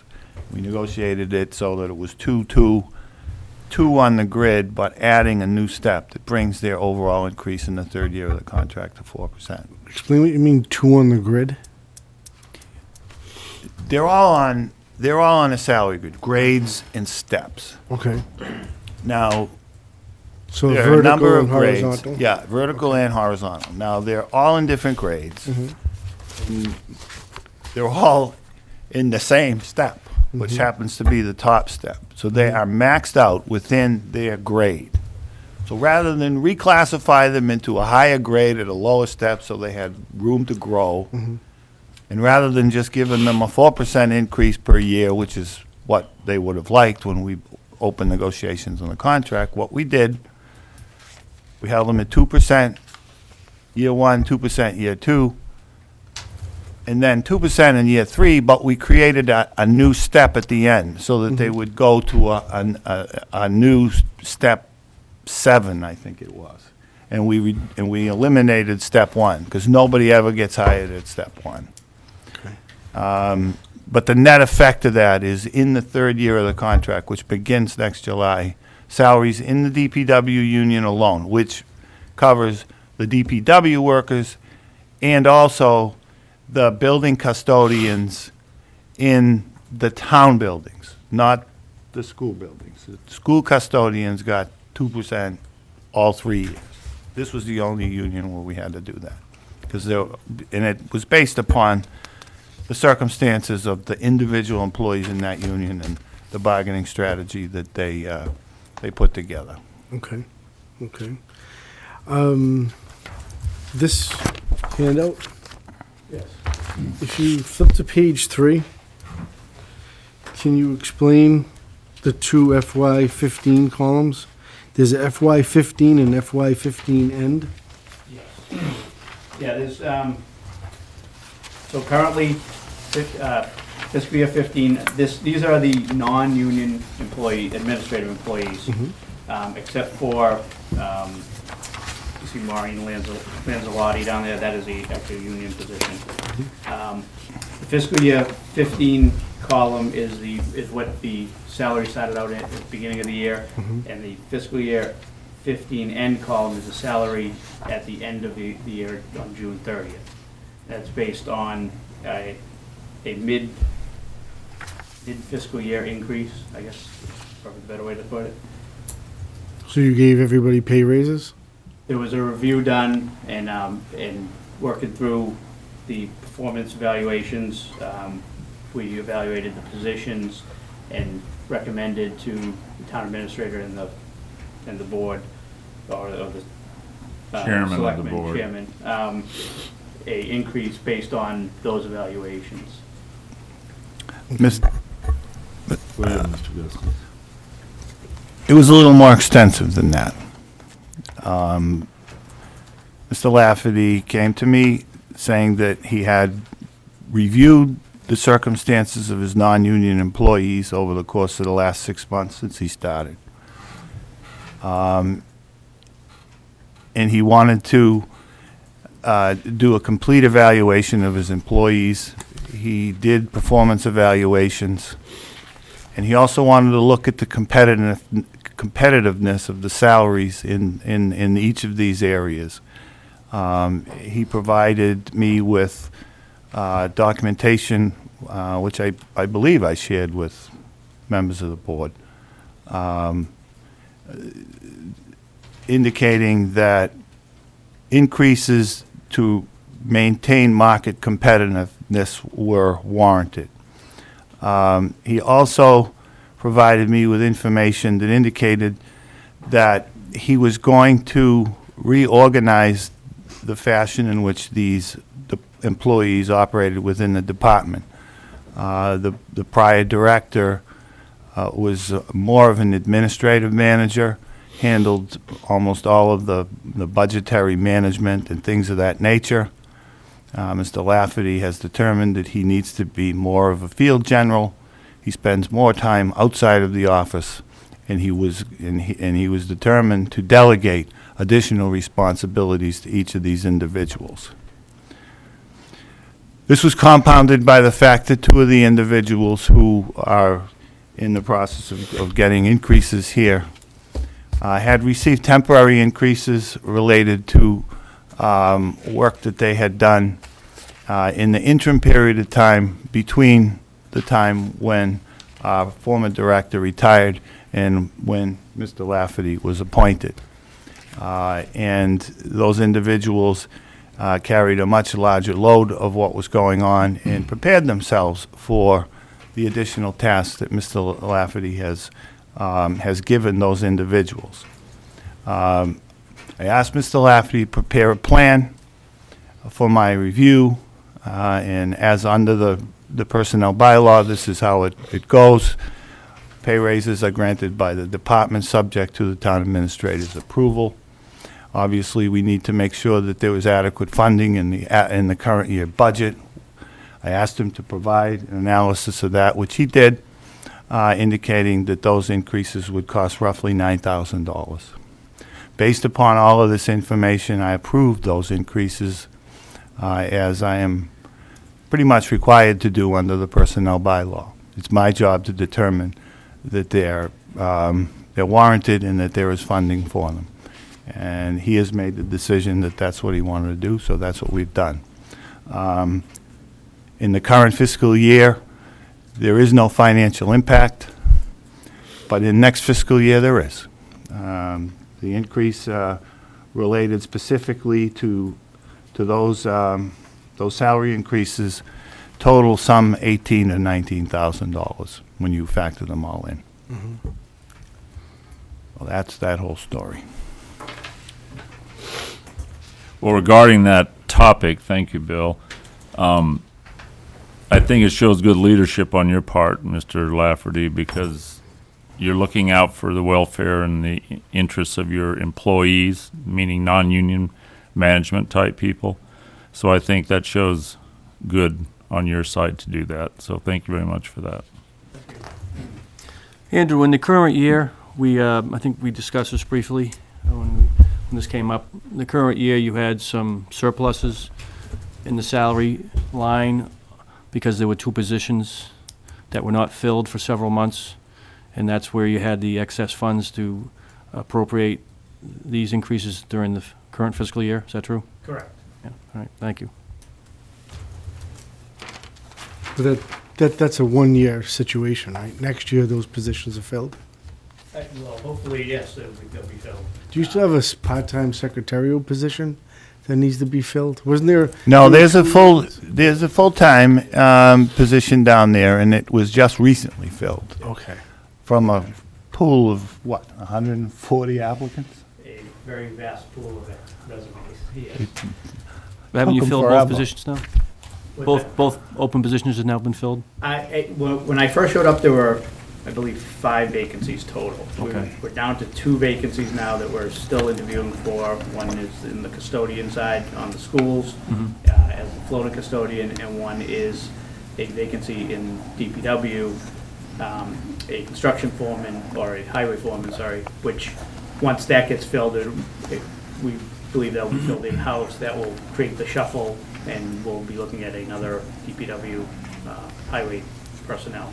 Right. And then that'll cover all the vacancies. And it's not that he could get by without those 5 individuals, but at the time, the vacancies began to occur right at the end of Mr. Roy's tenure and into the period of time when we didn't have a full-time DPW director.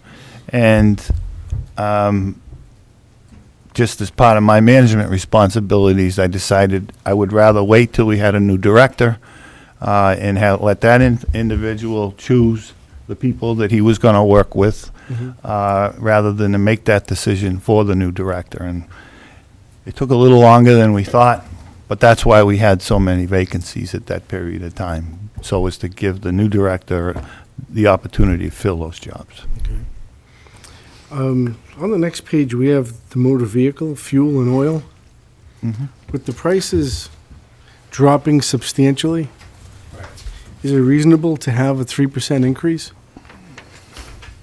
We had that discussion. Given the cost is We've talked down about that. substantially? So the initial thought going into this was, the assumption was that we will not be looking at $2.20 or whatever it is a gallon a year from now necessarily, because just historically speaking, the trend isn't in that direction.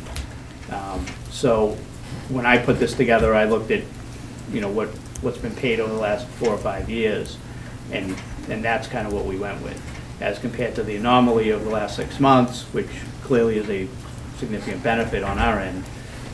It could be very easily argued that, that may not necessarily even be needed. Could all turn around in a handbasket too. It sure can. Yeah, I mean, we talked about this today, in fact, and there's another factor to take into consideration, and I'm sure as you move through the budget process, you'll look at this number a little more closely. The other thing that has occurred is, you heard earlier that we have attrited another bus driver, and we have put another bus onto the contract. Well, that's one less bus we have to buy fuel for as well. I mean, the cost has gone up on the contractual services side, but salaries have come down, and it might be possible to make some changes in the fuel line to, reflect one fewer gas guzzling vehicle. Those buses are notorious for not getting good gas mileage. Can you tell me how many vehicles are taken home at night by DPW employees? There is 3, I believe. 3. Myself, director, the assistant director of school operations, and the working general foreman. And I can understand yours because you're on duty 24 hours a day. But given the size of our town, why do the other 2 individuals need take-home vehicles? The working general foreman is essentially on call at any time. He's the first guy to respond to any significant issue. He gets all the calls that come in from the police department after hours. If there is something that warrants him coming in, he's required to come in and look at it as the first man to make sure we have a foreman view of things, so to speak. In addition, also the assistant director of school operations, he handles all the custodians and all the school bus drivers. His responsibility requires to address any issue at any of the facilities, which obviously run during all hours now. We have quite a bit of activity in the schools during weekends and holidays, school breaks. In addition to snow and ice events, he's required to make sure the custodians that are there, well, custodians come in and address the issues and make sure that the facility is safe for students prior to school. So those are the 3 individuals. Is that standard in all towns? Do they have the same staff with take-home vehicles? I mean, my experience is every town is different. I think in these 3 instances, and these 3 individuals have had their vehicles for some time. The working foreman, he's the guy that gets called when a tree comes down, or when we have to take logs out of Billings Pond Dam at 2 o'clock in the morning. Whenever anything goes on after hours that requires a DPW presence, as a foreman, he needs to be there. And he also is responsible, once he gets on the scene, to determine who else is necessary to get the job done. And he has the responsibility of calling those other individuals back. With the assistant director for school operations, whenever there's, he didn't always have a vehicle. But we were finding that, and this goes before Andrew was here, that supervision of the custodial staff in the second shift was lacking. He was working the day shift. The night custodians come in at 2, they go home at 10 or 11 o'clock. So in return for a shift in his schedule, as part of his responsibility to come back after normal work hours in the evening to check on whether people are there and doing their job and what have you, that he was allowed a vehicle to allow that to happen on a regular basis so that he could come back. He gets there at 6 or something, he leaves at 3:30. He might come back at 6 or 7 in the evening, and then he goes home again. So he makes 2 trips every day? Not every day, and he does a spot check. Mm-hmm. But allowing him to use the vehicle is directly related to having to come back after his normal shift in order to do supervision of the second shift night custodians. But he is also called out in the event that there are issues with alarms and the head custodian can't be reached, and any manner of things that can happen in a school building or after hours. There's always activity at schools, even in the nighttime, and I've seen them out there at schools responding to things. It's not unreasonable to have them have their vehicles for what they're doing. And they're supposed to only use them for business-related travel. I mean, back and forth and what have you. Mhm. I mean, Now, these next questions/statements have to do with the expenses, and it probably borderlines into some capital expenditures as well. Townwide, we have some, a lot of the residents are feeling that our roads are lacking with their upgrades. And I know that we discussed at the December 3rd meeting that there'd be an additional appropriation for that. Yes.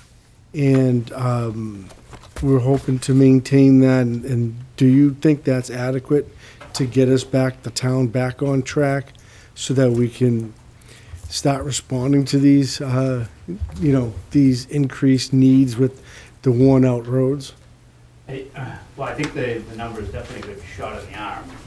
It's clearly not going to address all the issues in the town to bring every road up to standard, but I think I don't think very many communities could ever really pull that off.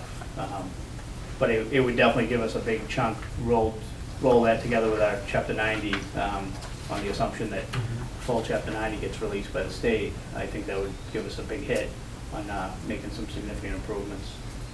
Okay. Well, it gives you a good start, so you can see where to go from there.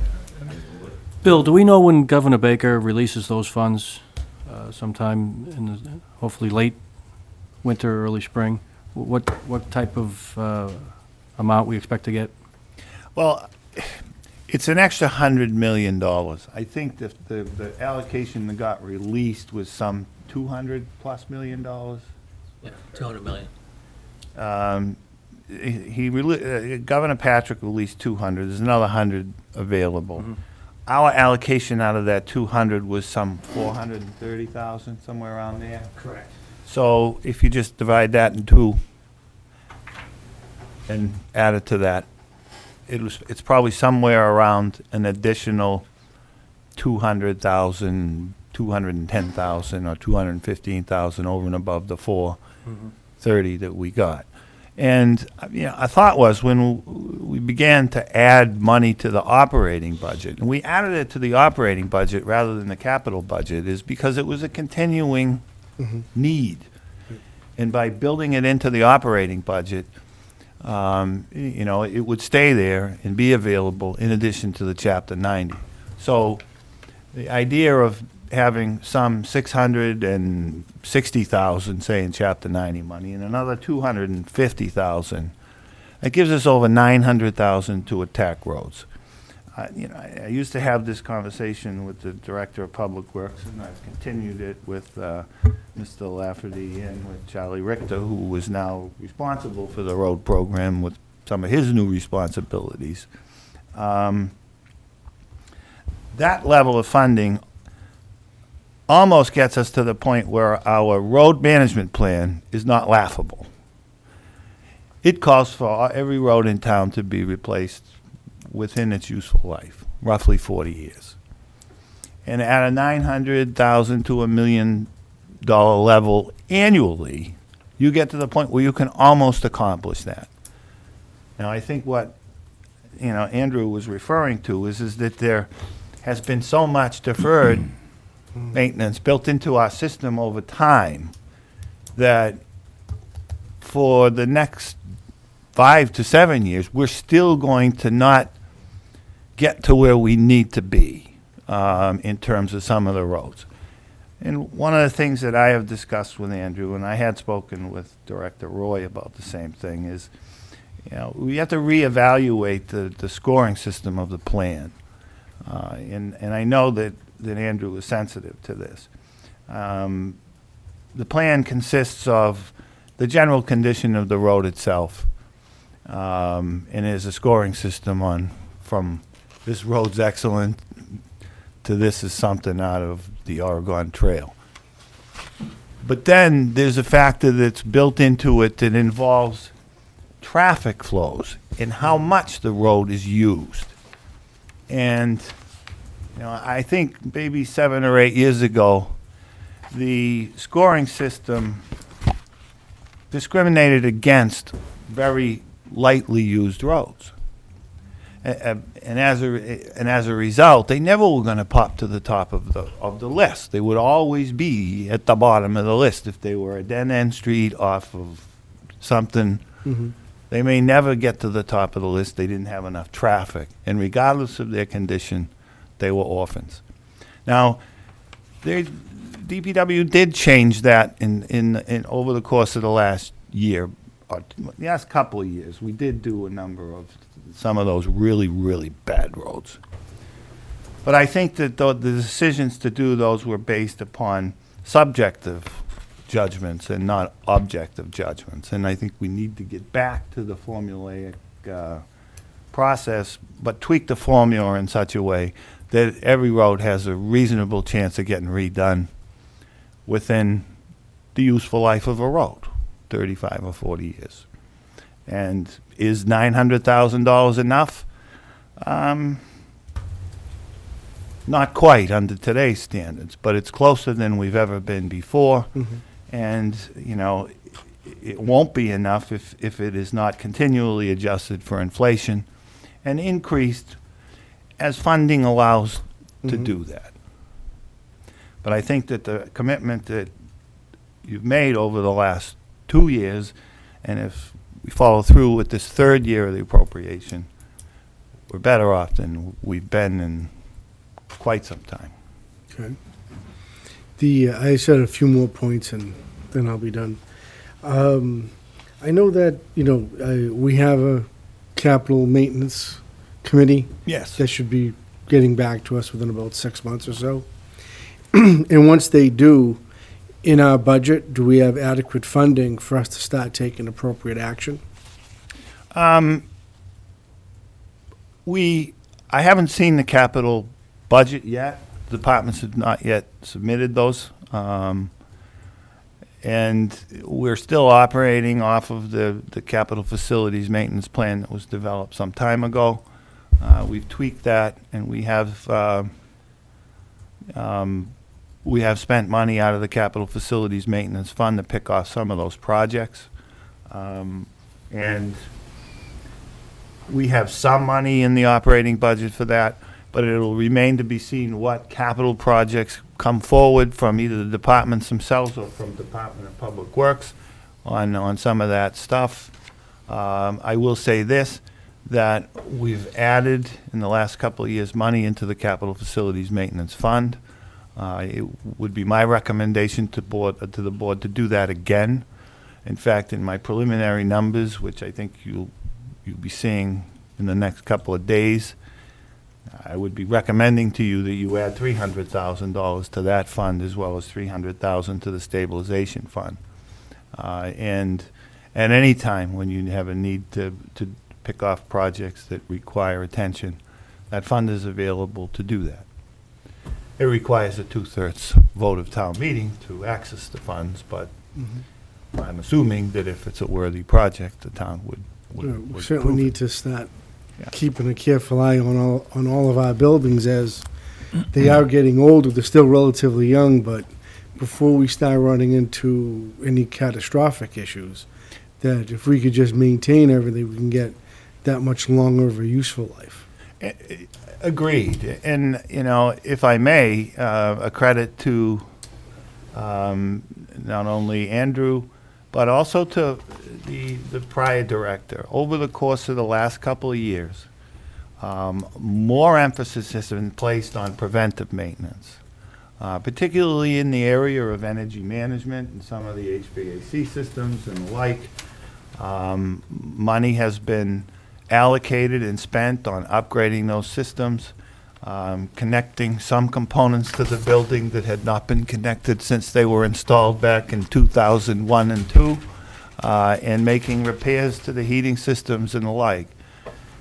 And we did, and they focused on those areas because those were the areas that would give you the biggest bang for the buck. Not only would they make things better, they would reduce our costs in the area of energy expense and the like.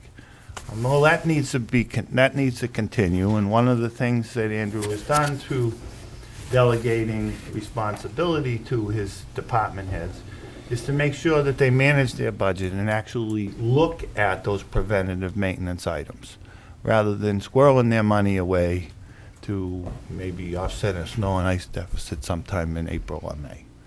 Okay. More of the money is actually being spent on maintenance now than may have been in the past. Okay. And one last topic. As the utility costs now seem to start increasing, have you dealt with solar panels? I have. We had some experience where it was previously, we had actually had them installed on the DPW facility in addition to the schools. There was some mixed reviews whether the community was really making money on it. There was some brief discussion with Reading Municipal Light when they come in. I met with them a couple weeks ago, and we had some initial discussions with them. They're in the stages of looking at some programs out there. They're not as progressive as National Grid or some of the other communities, but we're definitely kind of investigating just the energy savings in general, particularly with Reading Municipal and Peabody. But they're actually going to look at the high school and do an audit over there first, and we'll see what comes out of that, to what options we can actually. Do you know what the cost would be, say, if we were to install solar panels at the high school? And what that would save us in electric each year? I do not. One of the big pieces that was brought up, and even in my experience, I would refrain from trying to put anything on a building, particularly on a building that has a whole bunch of stuff on top of it. It's a very expensive way to deal with a roof. One of the big push now seems to be these community fields or community areas where you buy in to a field somewhere, a solar field somewhere, and you get your credits that way. I haven't got to the point of looking into any of that at this point. That's too early in my tenure yet at this point to get there, but. Well, I actually have a client that services a relatively large company, and he's their buildings manager. And in specific with the utilities, National Grid offers very interesting programs whereby they've arrived at a zero cost for utilities with adequate solar panels. But you need to have the infrastructure to do that, which I don't think either of our electric services have. Part of the problem, and part of the reason why National Grid and in other parts of the state, Unitil and the rest of them, those are investor-owned utilities. They're private companies. And under the Massachusetts and federal law, they have a responsibility, they have an obligation to buy at least, I don't know, I want to say between 5 and 15% of their power from alternative energy sources. Municipal utilities don't have such a requirement. Now, alternative energy has always been more expensive than than just buying power off of the grid. But if they're obligated to do it, they'll do it. And they'd rather be generating it locally because they avoid transmission charges and the like. And sometimes, if they can't buy enough, they will buy renewable energy credits from other utilities and other individuals who generate these things who have no obligation to do it. They generate these renewable energy credits. But the whole financing of these solar arrays and everything is subject to favorable tax advantages and depreciation of the facilities, which offset the income over a reasonable period of time. None of that applies in the municipal sector because we're tax exempt. Right. So it's tough for us to get a free situation. And not only that, the municipal utilities, because they haven't done a lot of this work, their infrastructure to get the power back to the grid is not always what it should be. And even if you wanted to put in one of those farms, you have to have three-phase power, and you have to be able to bring it all the way back to their plant. And sometimes getting the capacity of the wires to transmit the power back onto the grid exceeds the profit margin of the the construction of the array. I'm not saying it can't be done. In fact, Reading Light buys some municipal power from alternative energy sources and generates these renewable energy credits. Dave Nelson and I have had several conversations with them, as has the Community Advisory Board, on using the proceeds from the sale of those credits to the investor-owned utilities who would rather buy the credits than buy the power to fund solar projects in the communities. They've taken the position, no, we're just going to reduce electric rates, or we're going to cancel it off the power supply contracts and give it directly back to the consumer. That's what happens when a municipal light board controls the situation in the town that we have no control over. So those are just some of the issues that come up when you're dealing with solar. It's in the municipal sector, it's not as easy as it could be. The municipalities that I've seen that have invested, that have gotten involved in solar power in a big way, it generally involves town-owned land where you end up putting a farm. Okay. And it's, you know, they lease the land to a developer who comes in and puts the farm in, and then they just pay rent. And then they also have to pay personal property tax on the value of the equipment they install on the land. And it can generate some reasonably good profits for communities who do that. And you can do a deal with the generator to buy some of that power directly from that generator at a reduced rate in return for a reduction in rent. It's all of it goes together to determine what works for everyone economically. And come the end of the day, is that about what we're paying right now? Well, we actually, I really don't know. I mean, I would think that if you could find a location for a solar farm, you might actually be able to save some money. But, you know, a lot of people who are dealing with the national grids and the investor-owned utilities of the world have seen their utility bills recently go up by 30 to 35%. You don't see that with Reading Light. I mean, we pounded them last year over I think it was a 5% increase, and they actually reduced it to 4% after all of the complaining. So the rates that we pay are significantly less than we would pay if we dealt with National Grid or NSTAR or one of those companies. Peabody Light Plant, they have some pretty reasonable rates too. Both of them do. Yeah, Yeah. we're very fortunate Yeah. from the two utilities. Thank you very much. I appreciate your patience. No problem. Yes, you may. I think they're pretty easy. First, I was just wondering, can I get a copy of your budget? Yeah, I would assume so. Yeah. I mean, I can come back and get it too. And then the competitive analysis that you did on the non-union workers, is that available? It's in the town administrator's office, so. Yes, we have Okay. it. All right, thank you. Andrew, a question on the bus drivers. You have 3 currently now? We do have currently 3 bus drivers. And is that the minimum? Yes. Yes, So you can't go below that, so that's what you're gonna keep? correct, according to the contract. Right. And then this last page on facility names, what is this just something you put together? That was just, that's just informational. Honestly, probably more for me than for you. Andrew, with the 3 buses and the bus drivers that we have to maintain, do we have a need to purchase a new bus anytime in the near future? Currently, we have 5 functioning buses, and as of right now, we're okay.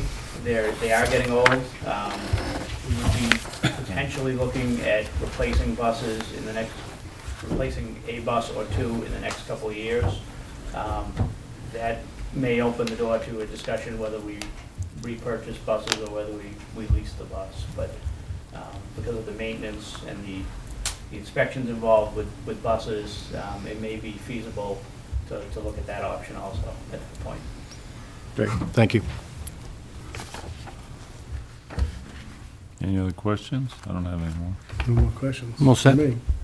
Thank Thank you. Thank you, very Andrew. much, Mr. Thank- Lafferty. Excellent. Thank you, Andrew. Appreciate it. Thank you.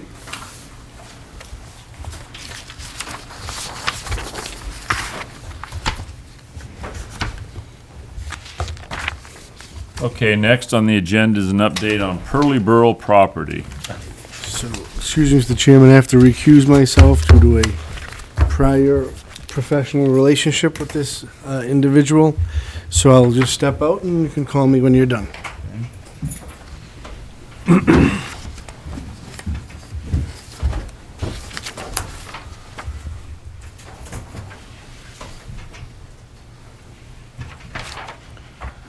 So, Mr. Gustus, is there an update on, I know there was gonna be a hearing, but that's put off till the 8th, I believe? Yes, there was a hearing scheduled for right before Christmas. Town council received information from the owner that they would post a $75,000 bond to secure performance. And based upon that, the hearing was put off. Subsequent to that, the individual who was going to post that bond failed to come in and sign, would not sign. So Attorney Mullen has rescheduled the hearing and been given explicit instruction not to listen to any more proposals from this individual. So the hearing on the 8th will be on 2 separate findings of contempt of this individual. Contempt for violating the court's order to pull an application to remove the tanks in a timely fashion, and second, for failing to remove the tanks in a timely fashion thereafter. Right. The judge found the the individual in contempt. So it's not a question of whether the owner has committed contempt. He's been adjudged to have done so. This hearing on the 8th is to determine what penalty should be imposed upon the owner. And the penalties range from going to jail to paying a significant fine to a combination of the two. Right. Town council will be attending that hearing with Captain Feinberg of the fire department, who will give testimony that the application was late and the tanks have still not been removed, and it is time to impose penalties on both of those contempt orders. And any failure to appear on the 8th would probably, or more than likely, may lead to arrest. It will result in the issuance of a summons for his arrest, yes. Bill, is it my understanding that it's a strong possibility that he may file bankruptcy before the state? Well, that's always been our hope, and I know in conversations that Attorney Mullen has had with the owner's attorney that the owner was trying to avoid that eventuality at all costs, but if we continue to pursue the course that we have pursued, that would likely be the only way that he could avoid the sanctions that may issue from the court for his contempt. So that is a strong possibility that he would file for bankruptcy before the 8th. We have not been told that he has. We've not been notified that he has. But his attorney has indicated to town council that he would advise his client that would be the best thing for him to do. Now, filing for bankruptcy, is it left up to the individual, or can the court eventually mandate that you're just going to do this? Well, generally, the court will not force somebody into bankruptcy. It's generally the creditors that can force an individual into bankruptcy. There is such a thing as involuntary bankruptcy, but it's generally initiated by creditors of Not the court. of the individual. But I think in this instance, he could possibly suffer some severe penalties, and Right. bankruptcy, I think, would be a far less painful alternative for him. So this hearing is on the 8th, Yes. and our next selectmen meeting is the 26th. Yes, there should be, So we should have should have some information. significant update at that time. Yes. Bill, do you know how, if he does file for bankruptcy, what the procedure would be after that? I would imagine this meeting would still take place. They would announce to the court that bankruptcy has been filed. Yeah, a suggestion of bankruptcy is generally filed with the court, and with the filing of a petition for bankruptcy, what goes into place is what is known as an automatic stay. And that stops all litigation of any sort against the creditor, against the debtor. And then, within 45 days, there is a trustee is appointed, and then there's an examination of the debtor by the creditors to determine his financial condition. But he has to file a schedule of all of his creditors together with his, a breakdown of his financial resources. He has to actually show that on paper he is insolvent, or has been for the last 60 days or so. And then the creditors have a chance to ask him questions. And then at that point, the court gathers all of the debtor's assets and then begins to, and then the trustee is charged with the responsibility of disposing of the estate. It's our hope that, given the fact that the land has some value, but not in its current condition, that the best way for the trustee in bankruptcy and the bankruptcy court to gain as much value out of the property as possible would be to clean it up first and sell it. And in that fashion, it would have some value to a purchaser that could then be distributed to his creditors. Our thought has been all along that it will be far better to get a responsible trustee controlling that property than it is the current owner. Is there a difference if he files Chapter 11 over Chapter 7, and what that might what effect that might have on the proceedings? Yes, a Chapter 7 filing is a dissolution. And basically, you're just gathering up the assets and you're selling everything off. A Chapter 11 is the reorganization of an entity or an individual. And a payment schedule is set up under the direction of the court and under the supervision of the trustee to pay all of the debts of the creditor. Sometimes those debts are discounted, and what the creditor, what the debtor can possibly pay within a reasonable period of time.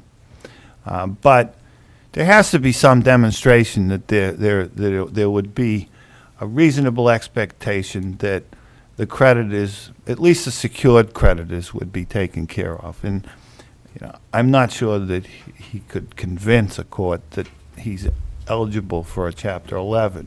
And creditors can, of which the town is, in addition to wanting the land cleaned up, the town is one of his major creditors since it's owed a significant amount of taxes on the property. The creditors can go and say there's no plan he can come up with to satisfy the equitable distribution of his assets short of liquidating everything. So the creditors can actually force a debtor who is trying to do a Chapter 11 bankruptcy, they can force them into a Chapter 7 bankruptcy. Right. Thank you. Okay. Sure. Again, Katie Shea, 7 Daventry. My question is, how big of a piece of land is this? It's about 3.5 acres. 3.5 acres. And what is the back taxes owed to the town? Right now, they approach 150,000. Thank you. Okay, Good. we're done. Is Tom out there somewhere?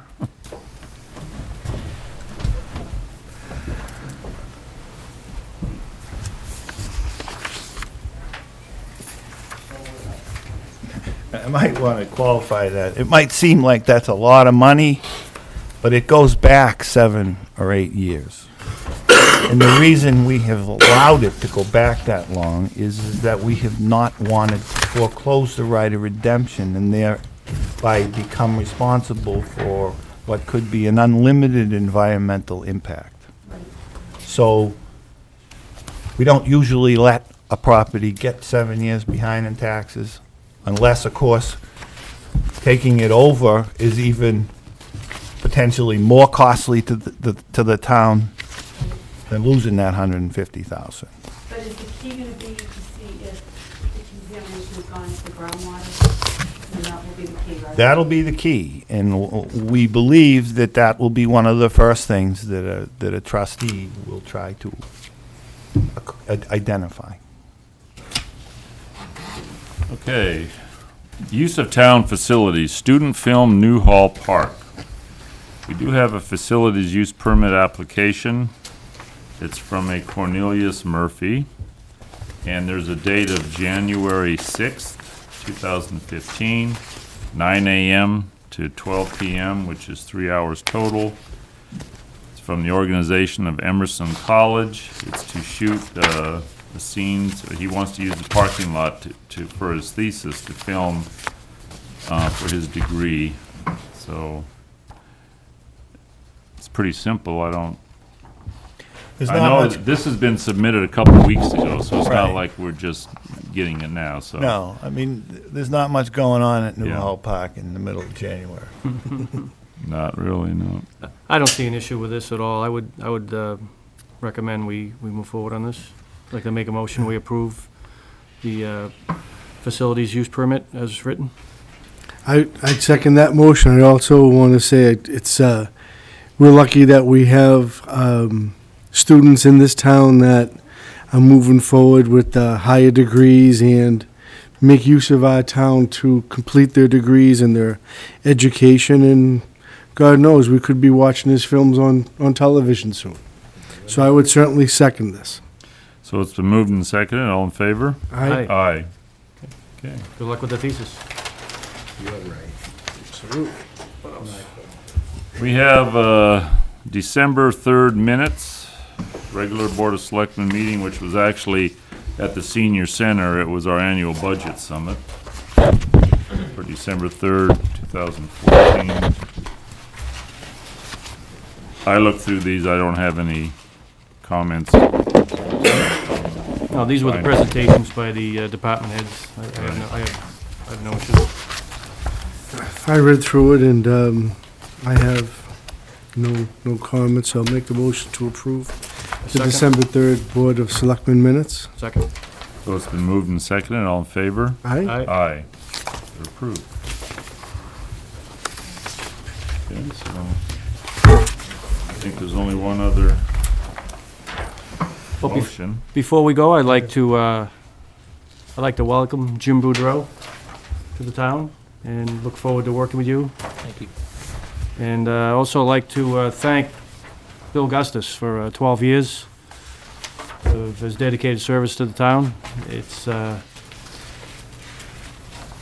good measurement of how successful you were if you leave the place in a better condition than how you found it. And I think that we could all agree that Bill has left Lynnfield in a much better condition and a much better place to live than when he came here. So, Bill, thank you very much. Appreciate it. Thank you, Bill. Best of luck in Bill. your retirement. Absolutely. Welcome, Jim. Thank you. Hopefully your first day was enjoyable. It was interesting. Interesting. But before we do finish tonight's meeting, I do have a question with the subpoena. Yeah. Uh, Not alone. We can, I know. Okay, so we're all required to show up January 15th at 2 o'clock at the courthouse. Well, this, I'm not sure of that. I need to have this run by Tom Town Mullin. council, yes. I Okay. mean, I don't, it has been docketed as a case, but we haven't seen a complaint from, you know, a court complaint. Mm-hmm. And we have not even received an answer, to my knowledge, from the Attorney General's office. So I don't know why this is in Superior Court when we haven't even heard from the Attorney General. And generally, the administrative process of this is it goes to the town. If you can't work it out, it goes to the Attorney General. If you don't work it out there, then you go to court. Now, it may be that we have to show up on the 15th, but I don't know that right now because this is not a subpoena issued by a court. Right. Mm-hmm. It was not served by a constable. Mm-hmm. So my I'm not recommendation would be, could you talk to Mr. Mullen and I will be find that speaking with out? him tomorrow. Yeah. Okay. So you'll let us know I will let you know. what we need to do here. Yes, yes. Okay. Just a few notes before we close tonight.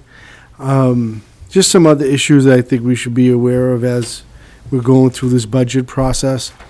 And that is, Mr. Boudreau did a great job in Norwell in addressing OPEB.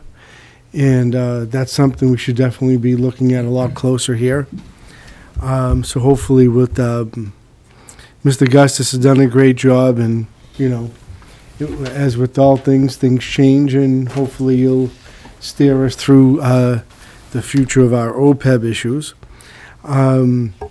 Another issue is the Veterans War Memorial that we have out in the out by the town meeting building. That needs to be updated, and Mr. Kimball, our Veterans Affairs Officer, is working on that diligently. So I think as a board, we should be prepared to assist him with whatever is required to support our men and women that have served this great country. As a follow-up from our December 3rd meeting, the Council on Aging had a request for a new phone system. And I'm wondering, Mr. Augustus, if they've received one.